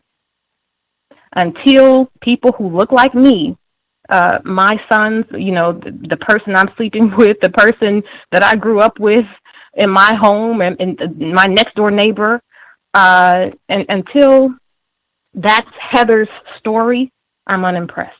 Because too many black people, too many non-black people have died, contracts terminated, right? Who they don't know. Nobody at this university knows how that might affect my daughter, right? Or the rest of my family, myself, my mental health and condition, my stress level. How many years is that taking off of my life, right? Literally, this is how stress weighs on our bodies, right? Until that happens, no, that's not, I'm not clapping for Heather. Peace be upon us. Wow. I mentioned that because I have have heard thunderous applause for Heather over the past month, and I have likened her to modern day John Brown, Viola Luiso, that this is very, very common within the system of white supremacy. And just speaking for myself, Gus T, in my book, Heather is still a suspected racist. And, I have no applause. I have no cheers. She could have been there. I mean, you have different facets of how racism, white supremacy is practiced. You do have some racists who say, oh, yeah, take the statues down. Let's refine things. That would be better. Fewer protests. You do have some racists who take that position. So for me, she is still a suspected white supremacist. No applause either. But I have seen lots of, cheers that this white woman was out. She was fighting the good fight. In fact, the most despicable, the reason that I even bring that up, I was so glad to get your response on the Young Turks again, so-called liberals. They were talking this weekend, and they said that there are more of these incidents of white supremacist violence. And the first example they used, or let me give it this way, the second example that they used was Dylan Roof at the church in South Carolina. The first example of white supremacist violence they used was the late Heather Heyer. That's why I bring that up with particular venom, because you have got to be joking if this is now supposed to be my primary thought for white supremacist violence as a problem. Some white chick in Charlottesville gets hit by a car, and you have white people getting gunned down in churches and all manner of violence happening on a regular basis. And it's, but that white woman got killed. I cannot believe it. Right. Absolutely. Wow. You know, I don't even liken her to John Brown, and I think that's sort of what I was alluding to earlier about, you know, her death being essentially accidental. She went to, as you said, protest, and we don't know her story. I don't know anything about this woman other than she was at this protest and she was killed. That's what I've seen on the news. I haven't, you know, seen or heard anything about this, you know, sort of litany of quote unquote anti-racist work. I don't. There's no other reason that I can see other than she's, and mind you, many people might say a relatively attractive young white woman, okay, that we can plaster all over the media and feel sorry for. And then the other thing is she now becomes the story, right? It's not the Confederate statue and what that represents and what that means for the country. The larger issues of racism, white supremacy, and the victims of it, non-white people. You're not the storyline anymore. It's Heather, this sweet, innocent, genteel white woman, that should never have been hurt, ever. I also saw that there were 3 people, apparently, that were some 30-something who were injured, and 3 people who actually died. She wasn't the only one that died that day. Right. But her mother's, being masqueraded all over and at many black events. Her mother's being, masqueraded everywhere about, and applauded, and it's disgusting. I mean, it goes back to me, to that race, and by, extension, racism, is a social construct. It is not. That so underplays and undermines, downplays what racism is. Furthermore, there is a genetic basis to race. The further we get away from these, truths, we just have so much more to worry about. We have so much more ahead, I'm afraid, because we go for this. The football protest, the Heathers, and we don't think about it, I'm afraid. Not enough of us really think about what that means, what's actually being played on us. Context of white supremacy. Again, our guest, Dr. Amanishakete Ani, joining us live, getting our update on the UAlbany 3 situation, as well as how she was retaliated against. I find it telling that they picked out this piece specifically to the mothers of white men to be outraged about. Again, one of my favorite lines, white women are perhaps civilization's greatest enemy. One of the other gems in there, you say, the only feminist striving that white women ought to have is that of learning to be feminine. That is, female and not anything else, not acting as wives and mothers, but secretly hating it, nor pretending to find partnering or the rearing of their children natural, yet being privately ignorant as to what these roles call for.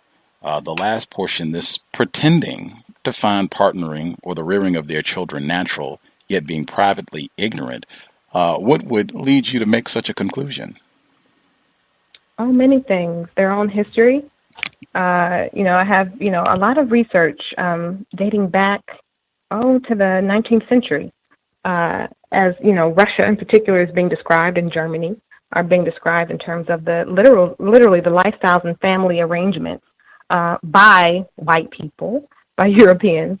Then, of course, much later on, ourselves uncovering much of early European history. Extremely barbaric. I know this isn't a news flash for you and many of your listeners, but very barbaric. And, it's very important to understand that it wasn't until truly the, arguably late 19th century, early to mid 20th century, that the positionality and sort of the image of white women, this sort of allure of them being this prized possession, really began even within European communities. Previous to that, two sort of white women being protected from the black brood and who wants to rape them and take them and, do harm to. Before that was politically viable and necessary, white women were severely mistreated, brutalized by white men. It's largely where their, feminism springs forth from. And I think that's very important because white men and white women have a very antagonistic relationship to each other. And this now we're talking more about their particular psychology and history and issues that we see reverberating, as I write about, into the mothers of white men within their family system. The filicide, the parents killing their own children, children killing their parents or other members of the family, shooting up the whole house, right? Before they were shooting up churches, they were just shooting up each other in the house. All of these sort of very barbaric, heinous, violent behaviors, raping, how white women were treated during childbirth, very heinously, strapped down, made to lay down. They called childbirth hysteria. White women were going crazy. Right, all of the medical terminology and treatment to the you might say romantic, family interactions are very brutal, and we have to understand that even this sort of prizing of white women by white men is political. It's to serve the ends of racism and white supremacy. It's not about white women, largely, and they know that, which is why they're drunk, popping pills, heroin addicts. That's what I talk about at the end of that article, right? All of these major issues that they are, as long as they refuse to deal with their own house, I'm saying, they're going to continue to spawn brutal, barbaric, racist white supremacists who are terrorizing the rest of the world. That's just the truth. Their history bears witness. Again, my favorite line, white women are perhaps civilization's greatest enemy. What do you think about this paper? Because you have other, written projects where you talk pretty explicitly about white people and white supremacy. What do you think about this paper specifically got their ire? Well, the dean's a white woman. Well, she's a Russian white woman, Edelgard Wolfert. And as far as the department, the senior faculty, they are, again, they've lost their minds, and they have bought into, this notion of white women being that genteel, innocent. It's not their fault. Racism, white supremacy is a white male disease and issue. Capitalism, it goes hand in hand with sexism and then racism. Okay, let them tell it. Or sexism, capitalism, then racism. So, I think that it's that I was, in their minds or eyes, attacking white women who are, innocent in this, largely innocent in this, right? They're not the gun-holding police that we see in the videos in most instances, right? It's white men. So, as you know, people miss, what's right up under their noses and what's right before them, and forget, as you've stated in your writing, that the majority of the teaching force, and not just teaching, but social work, who separate Black children from their families disproportionately, right, and for lesser reasons than white families and so forth, those are white women. The nation's teachers, teaching force, and, nurses, social workers, etc. And so we are not thinking and understanding that this is critical. And racism, white supremacy is institutionalized very much and continues today. People don't expect it, and they don't appreciate my attacking, quote-unquote, white women. System of white supremacy. I think I've said for a few years now, no one mobilizes whites to violence like white women. And sometimes it only takes one white woman to motivate multitudes of whites to kill, slaughter, maim, pillage. That has been a rallying cry for white supremacy for centuries, as long as we've had this problem. Also wanted to make sure I bring up, let me make sure. I did not get to read when you were with us last time. You mentioned Race and Manifest Destiny by Mr. Horseman. I did not get to read that as of yet, but it is still on my syllabus. I'm going to make sure that I make time for it coming soon, and then I'll be able to report back on that as well. But I did get to read C-Section and Racism, Cutting to the Heart of the Issue for Black Women and Families. Great research. Would recommend folks nab a copy and read it. And again, just getting back to the health component of racism, white supremacy, and how this impacts all of us in a very real way. I guess what recommendations, because this is something that we talked about before in trying to encourage folks. I was around a Black mom who gave birth for the first time this year. She did natural birth, didn't go to the hospital or anything. She's been doing breastfeeding. She and the child are super healthy and super happy. She just said she wished that there had been more Black people offering these resources, like the classes on how to do the natural birth process and what it's going to be like, so you can be trained for that. Like, she wished it had been more Black people there to give her that information. What would you share, particularly based on what you lay out in this report and the attack that Black moms, really all of us, but Black moms in particular, are under? What information, what suggestions would you recommend to our listeners? Man, well, you just laid them out, Gus, honestly. Don't go to the hospital. By all means, try to avoid it. And if you find yourself, for any host of number of reasons needing to go, because sometimes, you plan for a home birth at home, which is sort of my story. You have midwives at home and so forth, and then the midwives recommend that you transfer to a hospital because your labor is stalling, or, hopefully not, but they can't hear the baby's fetal heartbeat and this sort of thing. If you find yourself in that position going to the hospital, do not allow your child to leave your sight. Absolutely fight to breastfeed, fight to, as they call now, room in. Keep your baby with you after you have given birth, because there's a lot that goes on. And even to the point of you might request something not happen, for instance, no immunizations or, no ointment in the eyes, and they will do it anyway because white women in particular think they know what's best. And they may disregard your request. If you take medication, this is even more critical, because you're not going to be as lucid. You're under the influence of whatever they've shot you up with to subdue, the pain or whatever.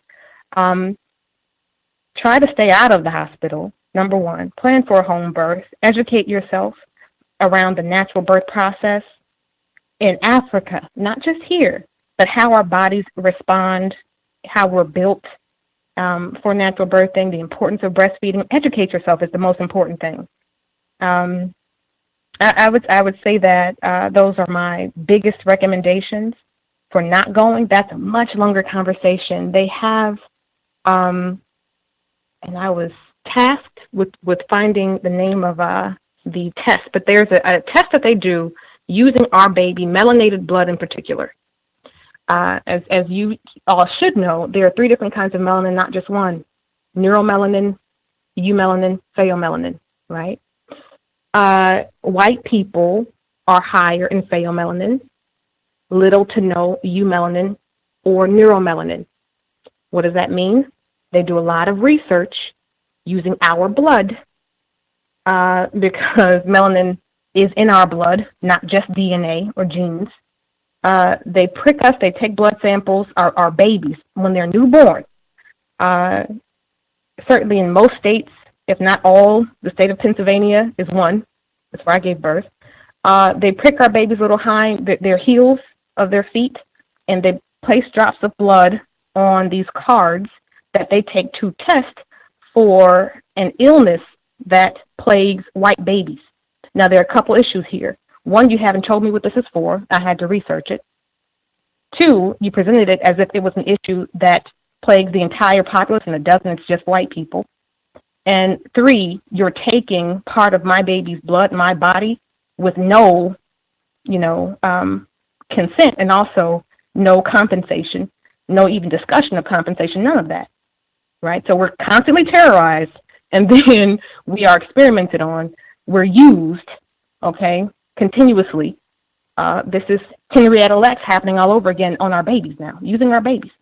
And it's an infinite supply, as long as we keep going to their hospitals with no conscience about ourselves when we're there.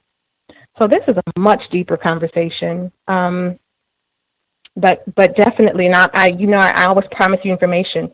If I forget something, I'll get it to you.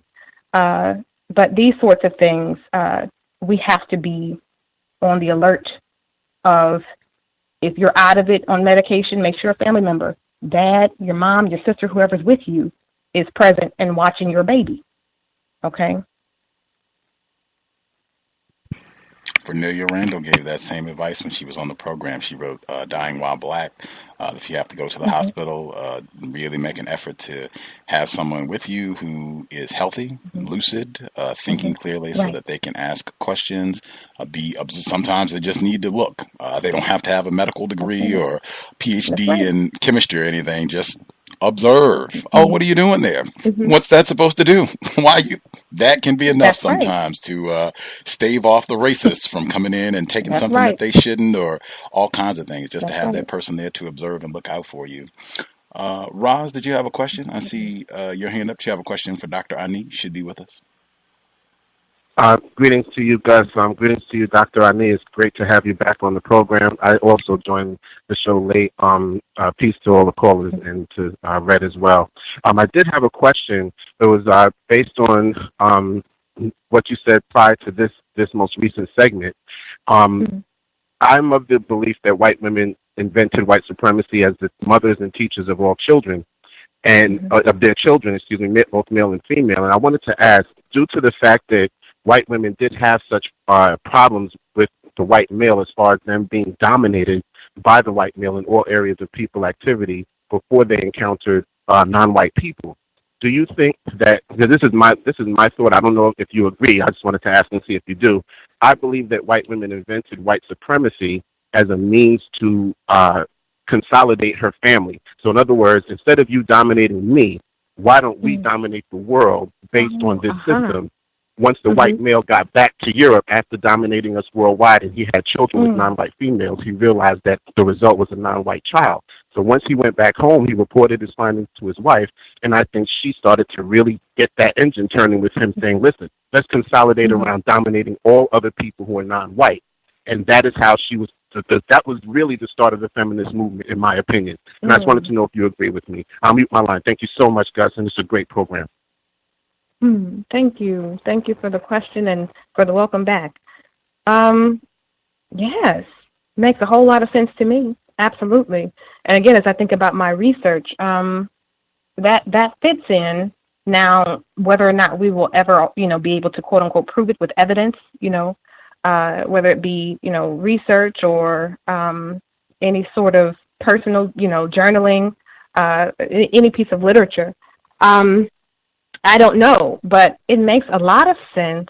And if nothing else, I think that we could very safely theorize that that's true, that there was you might say, a resurgence of that thinking, or that, in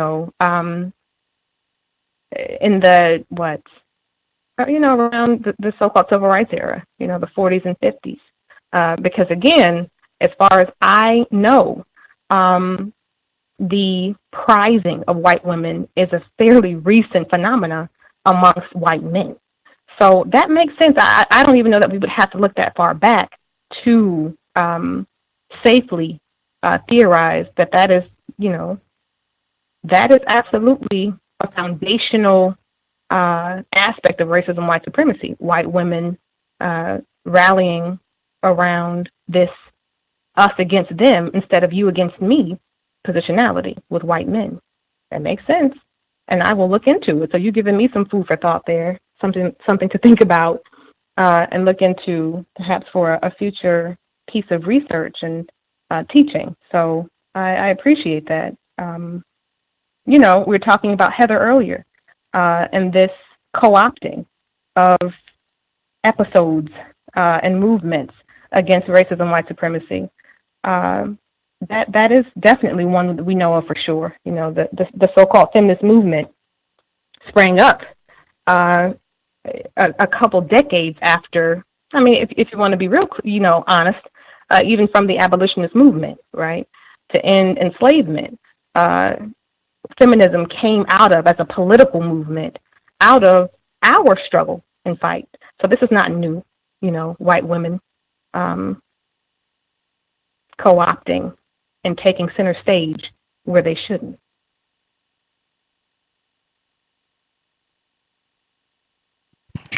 I don't know. That answer your question, Roz? Satisfied? Yes, I'm sorry, I had a trouble with my mute button. Absolutely, and please keep us posted on your research. It's something that I've come to a conclusion of myself after doing studying myself on the system of white supremacy and using the white female as the focal point and as the nucleus of the family. From all of the studies, that's my conclusions. I could be incorrect, and again, I would love to see what your conclusions are with your research as well. Thank you so much for being on the program, and I look forward to seeing you on here again. Thank you. I'll mute my line. Thank you. Indeed. Appreciate Absolutely. that. Appreciate Send that. me something, I'll send you something. Whatever you have, we'll share what we find. Look, it's serious. Well, it's something to think about. And Gus, again, I'll send you some information tonight, I'm sure. Before I go to bed, I'll be sending you some things. Awesome. I found, if I could, it's called the PKU test, okay? Back to the racism and C-section, cutting to the heart of the issue for black women. And so PKU, I'm not going to attempt to pronounce it at this hour and make a fool of myself. But for sure, it's PKU test. And I'm just I Googled it, and I found it on WebMD. Tests done on newborns, okay? There are a number of them, but this one stuck out to me. Anytime you're talking about amino acids, proteins, this PKU is done to check to see whether a newborn baby has the enzyme, whether or not they have the enzyme needed for normal growth and development. That doesn't sound like a black issue, does it?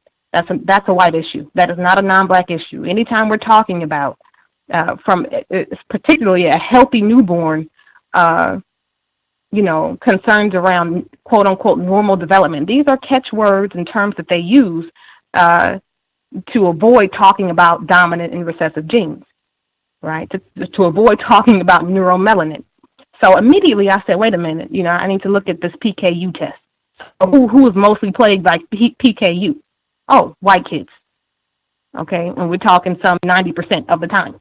If it's a non-black person that is, has this condition, if that's a concern, then it's very, very rare, and less than 10% of the time, et cetera. So this immediately I said, okay, this is, you all are using us to test for some, cure for you to try to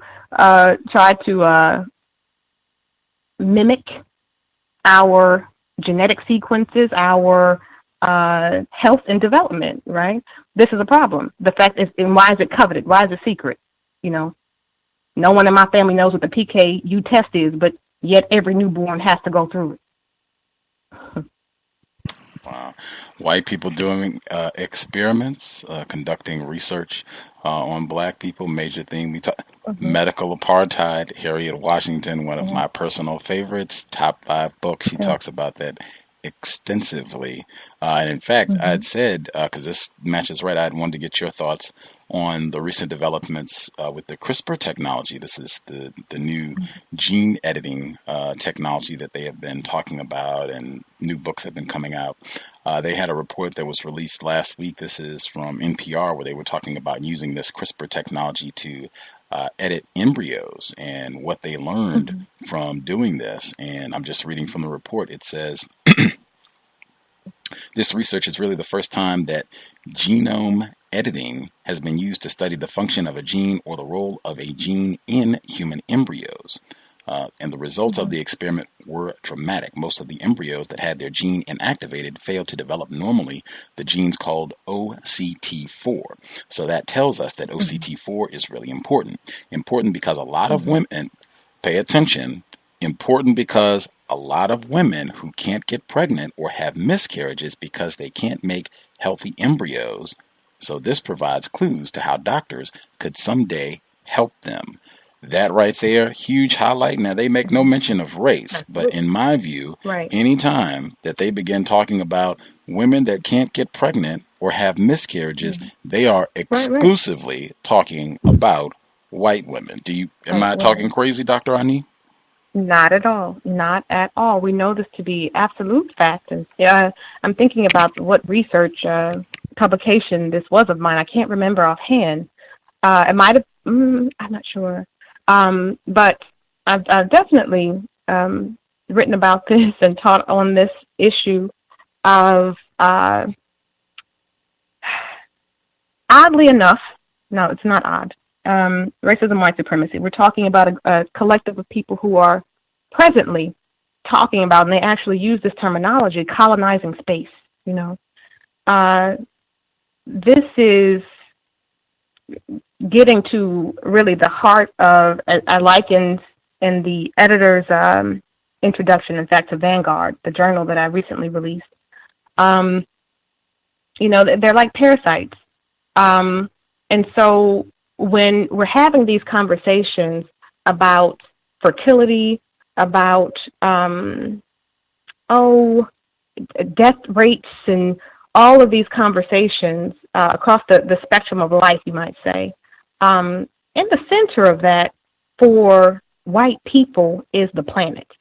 And again, this goes back to their being very conscious of, there are some subconscious elements here at play, but they're also very aware and intentional in their activity because they put too much money and research, you know, time behind it. Very often in the global warming conversations and talk about the destruction of the planet, fertility comes up. In particular, a common recommendation is that, or common, let's say, problem spots, they say are West Africa, Central Africa, Nigeria, and East Asia, Nigeria, Ghana, all of West Africa, right? Well, global warming would cease to exist.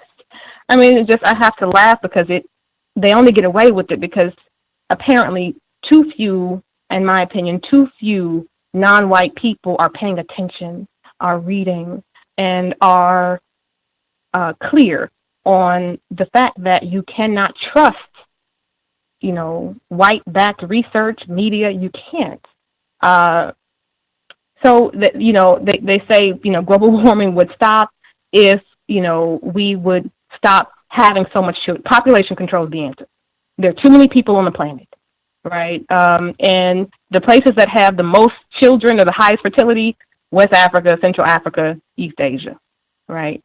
So you contrast that with the genome technology that's happening and the colonizing of space, and you see these common threads, and it's on repeat of, you know, expand, destroy, colonize, and just, you know, repeat. Keep moving, destroy whatever's there when you get there, you know, colonize it, stay for a while until you destroy it, and go again. And now it's extending out to space, you know. So this, what is it, CRISPR? It's one in the long line of racist, white supremacist, again, weaponry. They started with race-based drugs another term for it is precision medicine, race-based drugs. For about at least a decade, as far as public, awareness, publicly making it known, they've been targeting. They're in labs targeting certain gene sequences, and I have a lot of literature on this particular topic. But they're targeting the sequences, particularly of non-white people, to investigate, to experiment on, to understand, and to, fix any number of, as they call it, healthy development, human growth and development issues that seem to be common across the lifespan in Europeans, from infancy on up to elderly age, dementia and Parkinson's. They have the highest rates. So this is again, it's a very, very critical hour. What were we? I don't remember. You're talking about CRISPR.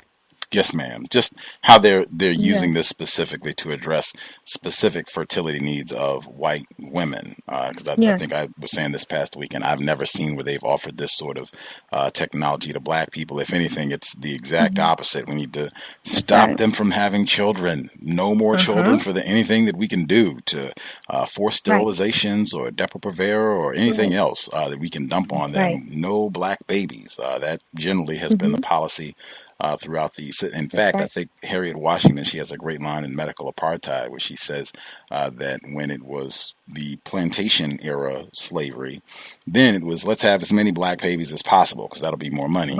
And then as soon as that ended, then it was, let's try to have as few black babies as possible. We don't want them around causing trouble or, having to get in our way about things. I know you are a mom, and in addition to being a scholar and working diligently to solve the issue of racism, white supremacy. I want to remind folks, you can check out some of her brilliant scholarship. We talked about some of it on the program this evening. To the Mothers of White Men, you should definitely put that on your reading list. If the folks at University of Albany were particularly upset about that piece, then that should go to the front of the reading list. C-Section and Racism, Cutting to the Heart of the Issue for Black Women and Families, very important literature as well. She has a lot of other great scholarship. You said Vanguard, the new journal that you helped launch, yes? Yes, thank you. That's my second baby. Yes, my brainchild, spirit child, I thank so many in the editor's note, who are now, some of which are ancestors and some who are still with us, waging on. But that's all me, founding editor, chief editor, and a small club of advisors and co-editors, associate editors. Vanguard, the vanguardjournal.com. The first, I know I should have sent this to you sooner, but my students in particular have really, really enjoyed reading, oddly enough, the editor's message, the introduction editor's message. But it's all online on the articles page, thevanguardjournal.com. Dr. Kevin Coakley at UT Austin, University of Texas at Austin, wrote a prologue, which is really cool. I asked if he would do that, and he did. To the issue, his Baba, as he often says, is ancestor Hilliard, Asa Hilliard, the late great. And so he speaks him up and several others, and it's exciting because this is the first journal out of Black Studies dedicated to the confrontation of racism, white supremacy, toward the protection of all Aboriginal people, that is non-white people, and the planet. The first journal dedicated to confronting racism, white supremacy, and helping to develop, awaken, encourage non-white people, sorely needed. So I'm very excited. The first issue is available, and I hope you all, if you have time to get to it, will do that and offer me feedback and etc. I think there's some pieces in there you would really appreciate. Oh, some of our listeners have submitted pieces as well. How about that? check out Scenes of Racial Fetishism, the gay white male gaze. You can check that one out. And then I also see To the Mothers of White Men. That's at the Journal as well. So you can go there and check it out. I'll put the link, I'll post it on our Facebook page and Twitter so that folks can go there and check it out and stay informed. New reading material. Dr. Welsing, I think she would say again, reading is more important than watching television. So you'll have more material to check out and read. But we will definitely have you back on the program to continue with just letting us know what you're doing with the new journal, other projects that you're working on, and even updates from the UAlbany 3 and what they're doing and progressing from all the trauma that they've been through. But thank you again for coming back and just sharing your warmth and tremendous amount of information and suggestions with our listeners. Always really look forward to having you on the program, and we will definitely have you back again to continue to support your work. Thank you. Excellent. Thank you so much. Thank you all. And let me say just real quickly, I don't know if you're like on a clock, but there is an appeal happening, appeals actually. So there will be updates, an appeal of the convictions. Beginning literally this month, actually September. They just purchased the entire, apparently you have to purchase it. I thought it was free, but you have to purchase the trial transcript. And the families they had a GoFundMe and so forth, and they were able to raise enough money to purchase that, about several thousands of dollars. So they have the transcripts, and their lawyers are pouring over them. Mr. Brewington, Fred, and Mark Mishler are working diligently, I'm sure, as we speak probably, reading over all the transcripts and fine-tooth combing and highlighting, underlining, asterisking, etc. For their appeals. So they're going to be submitting those soon. And Ariel is also suing for overturning the university's expulsion. She wants that off of her record. I don't know yet. I haven't talked to her family, and a few, but I don't know if that means she wants to come back to UAlbany, but she certainly wants that off of her record. Perhaps so she can move on to other places without having to explain or have that blemish on her transcript. And what else? I sent you a memo, sir. I emailed you right around 8 o'clock, a very important memo that I think you'll find very intriguing between UPD and the Communications and Marketing Department here at UAlbany. Why would Communications and Marketing be talking to UPD about a criminal investigation? Let's think about it again. Back to image, money, protect this university, screw those students, do what you must do. In fact, we will help you craft, a case against them. So I sent you that memo. I got the go-ahead from Fred to send that to you, and I sent you that. And you can just see the level of, as they move into the appeal, I'm sure it's going to perhaps make an appearance anyway. So he said, go ahead, let it rip. But you can see the level of research that they did on, how much of an impact the, young women's charges against the students, the white students, had affected, the university and how many people were paying attention, et cetera. So you have that memo, and they're being very obviously concerned about the university's reputation and being pissed about the storyline that was being, So you have that. Very important, I think, we think. And I think that was it. Yes, sir, about the appeals. I wanted to make sure I said that, though. And thank you all for your support and your warmth and appreciation,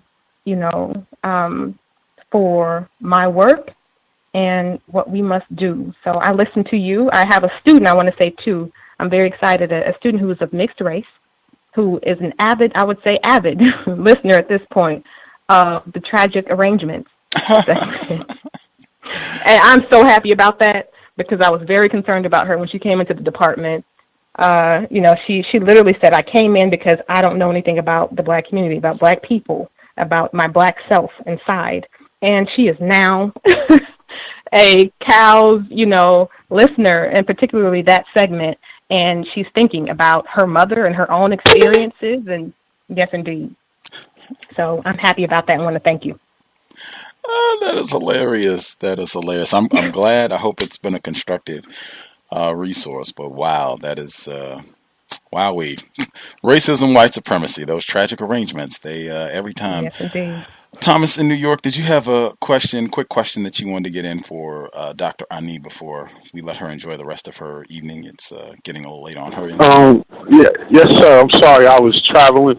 My quick question for the guest, because I heard her speech about you read her piece about white women, and does she ever weigh in account that they're the teachers? It's not really, she kind of wrote it from the position like they have to take protest their son's actions and husband's actions, but they're the ones who actually taught them, so they're the problem. And I'll mute my line. Thank you.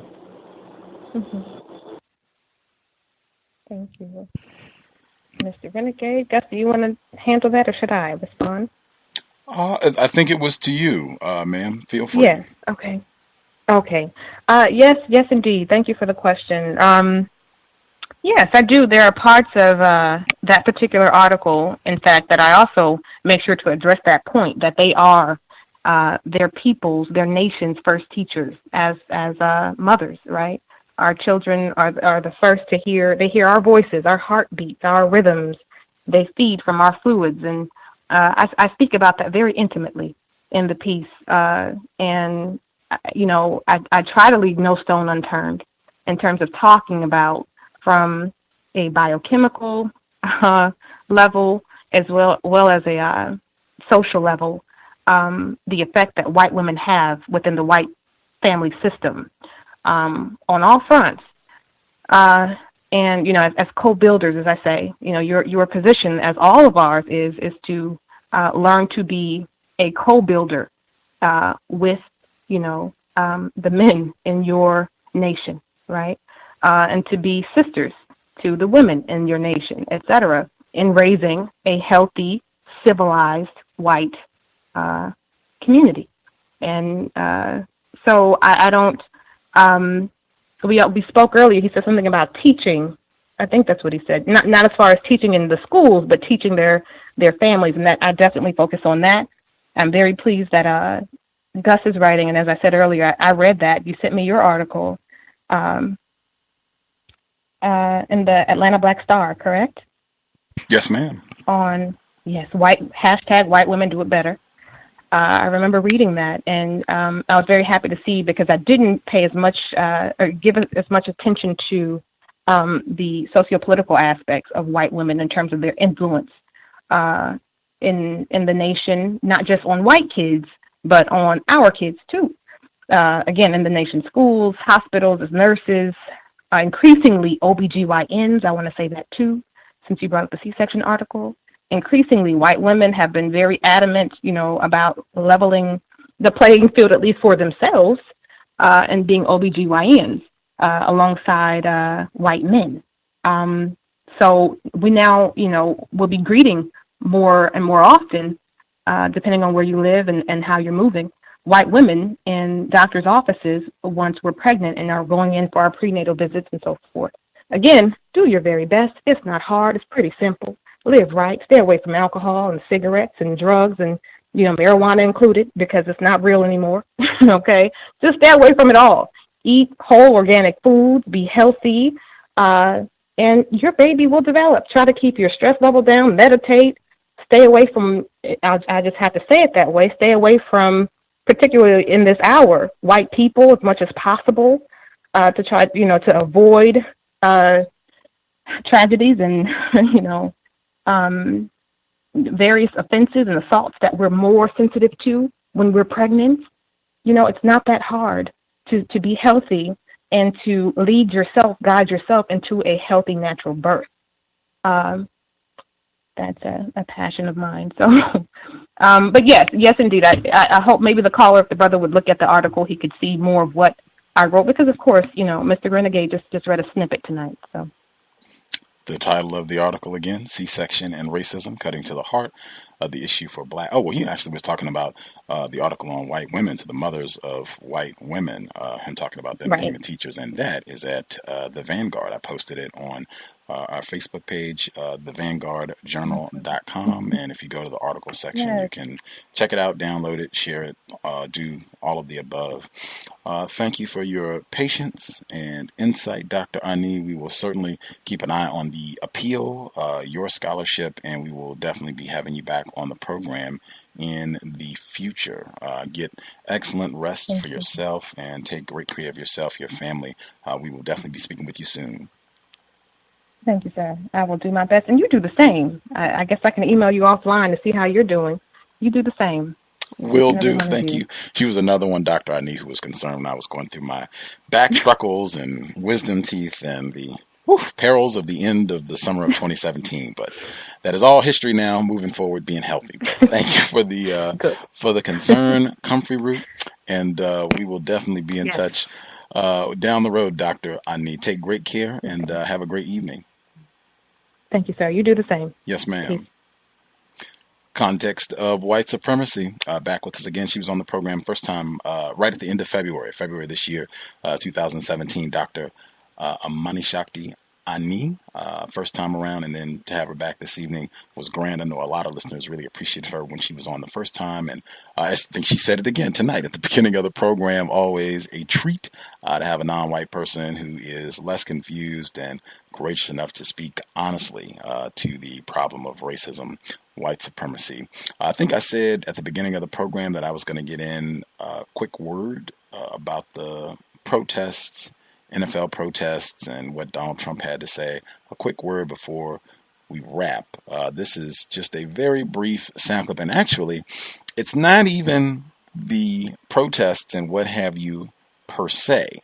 It's really more in connection with the celebrations and what have you that have been going down, because it's been some of that has been a fist in the air and a whole lot of other stuff as well. I think they changed the rule and now you could do all the celebrations as well. That has stood out to me more than the actual protest, but I think I can get all of that in about 3 minutes after I hit Mr. Fuller. This is from Mr. Fuller's third visit to the cows. This is from 2009 when he was talking about the tendency for black football players to celebrate too soon. He was relating this to his concept of show-offism in the code book. But this is Neely Fuller Jr., his third visit to the cows back in 2009.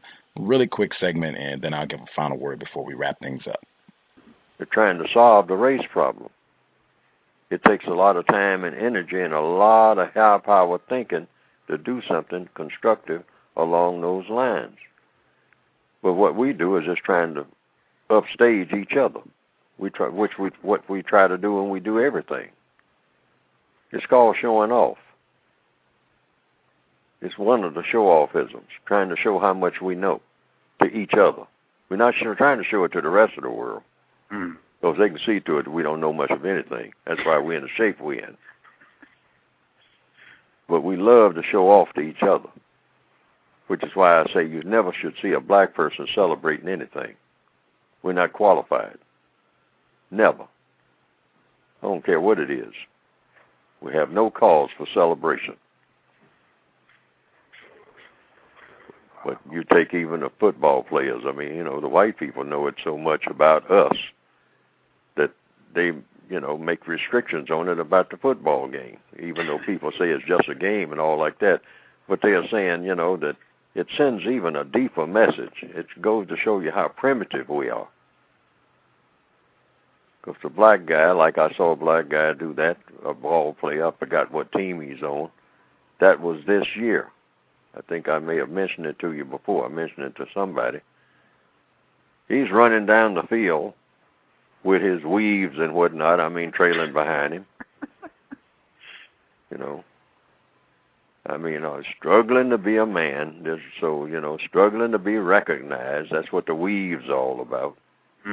Pay attention to me. That's what that is. Drop what you're doing and stop what you're doing and look over here and pay attention to me. So now when he's carrying a football down the field, and he was making it, he was outrunning everybody.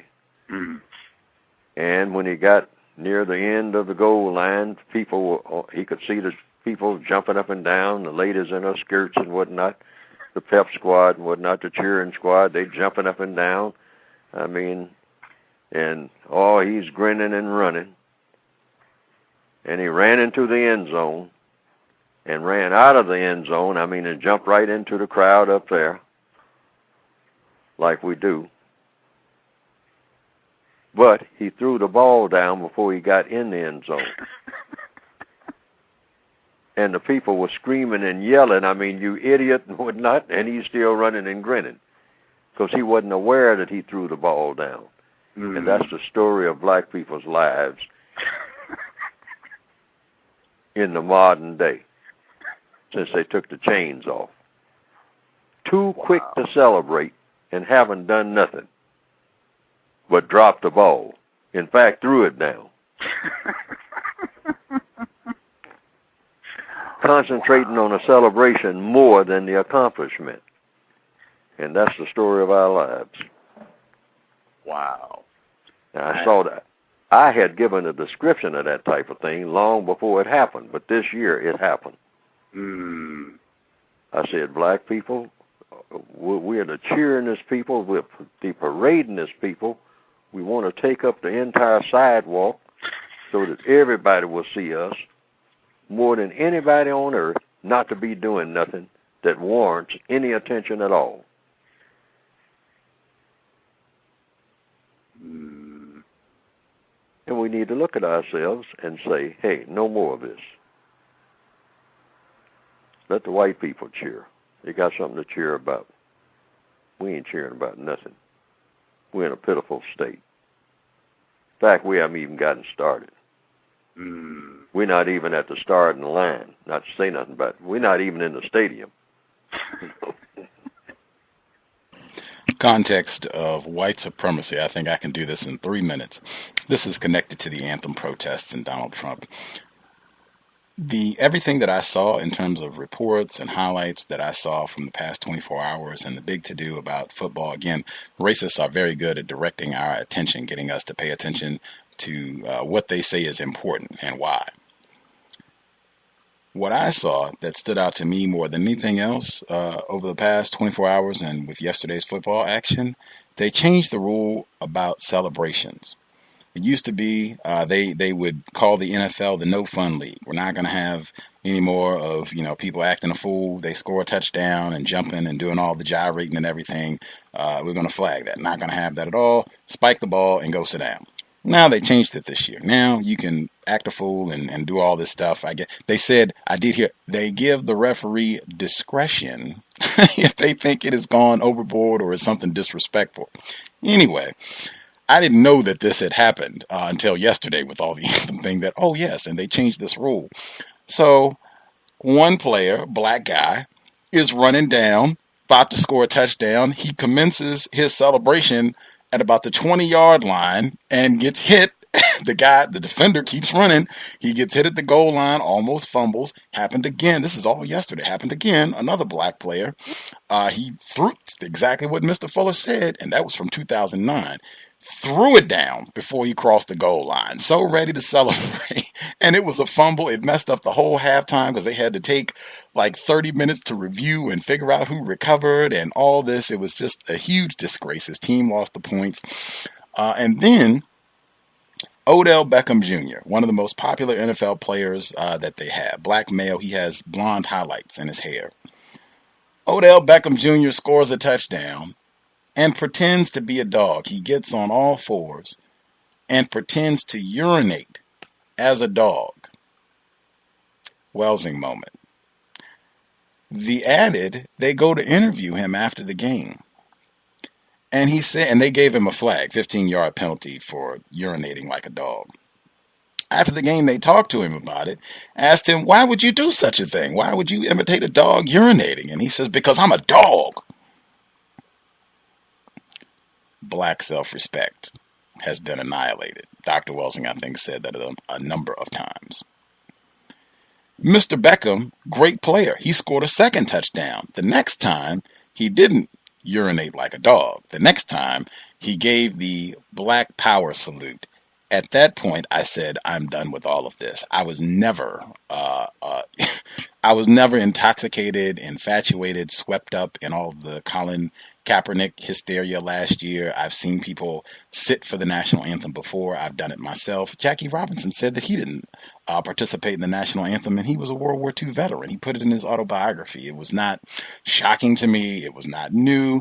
Right on. I didn't have beef with him. I don't have beef with him now, but it just wasn't something that captivated me. And particularly with everything that happened this weekend, there is a difference between working against racism, white supremacy, and just you want to do something because you're upset about President Trump. I've said whites have authorized. You can say anything you want about Trump. You can complain. As long as it's directed at him, fine. That is very different than I have a problem with racism, white supremacy, and that's what I'm addressing. All of this is folly. The thing that I've enjoyed most about this is what President Trump had to say, and I wish they would put the celebration rule back in effect. And I really thought about that because I cannot think of one single time where a white person in a football game, NFL or college, has broken out into some premature celebration throwing the ball. That I cannot think of one time where a white person did that. I can think of a whole bunch of times where a black person, college and NFL, did that. I started celebrating way too soon and ended up fumbling the ball and messing up everything. And that exactly should apply to racism, white supremacy. We are not celebrating progress. That is cheering too soon. We celebrate when racism, white supremacy has been replaced with justice. No celebrating until then. I think that was close to 3 minutes. We'll be here for Thursday, Workplace Racism, 8 p.m. Eastern, 5 p.m. Pacific. If you have suggestions, gripes, complaints, if you have a question, if you can't find something in the archives, drop us an email, untiljustice@gmail.com, untiljustice@gmail.com. I hope it's been a constructive investment of your Monday evening. Tuning into the program, always great to hear from Dr. Ani. I would say, man, she beat me to it. Dr. Ani, I think she said one thing you want to do to stay healthy, especially if you're looking at having offspring, sobriety would be best. And I think she threw cannabis in there too. Sobriety would be best under conditions of white supremacy. They toxify and poison everything. There's no need to add any additional toxins to our bodies. Would be best preserve our brain computer so that we can think clearly, make great decisions, keep ourselves safe, and come up with concepts, solutions to the problem. White people, racist man, racist woman, racist child. With that, Creator, we ask that you help us remain patient with other black people, victims of white supremacy. We ask that you help us remain patient with ourselves. Remind us to demonstrate the highest levels of black self-respect at all times, in all places, each and every time we are in contact with another black person. It has been time. Replace white supremacy with justice immediately. Cow signing out. Thanks all for tuning in. Nigga, you so brainwashed. I'm a victim, brother. Problem. You're a victim. I'm a victim of 400 years of conditioning. Shut up. The man has programmed my conditioning. Even my conditioning has been conditioned.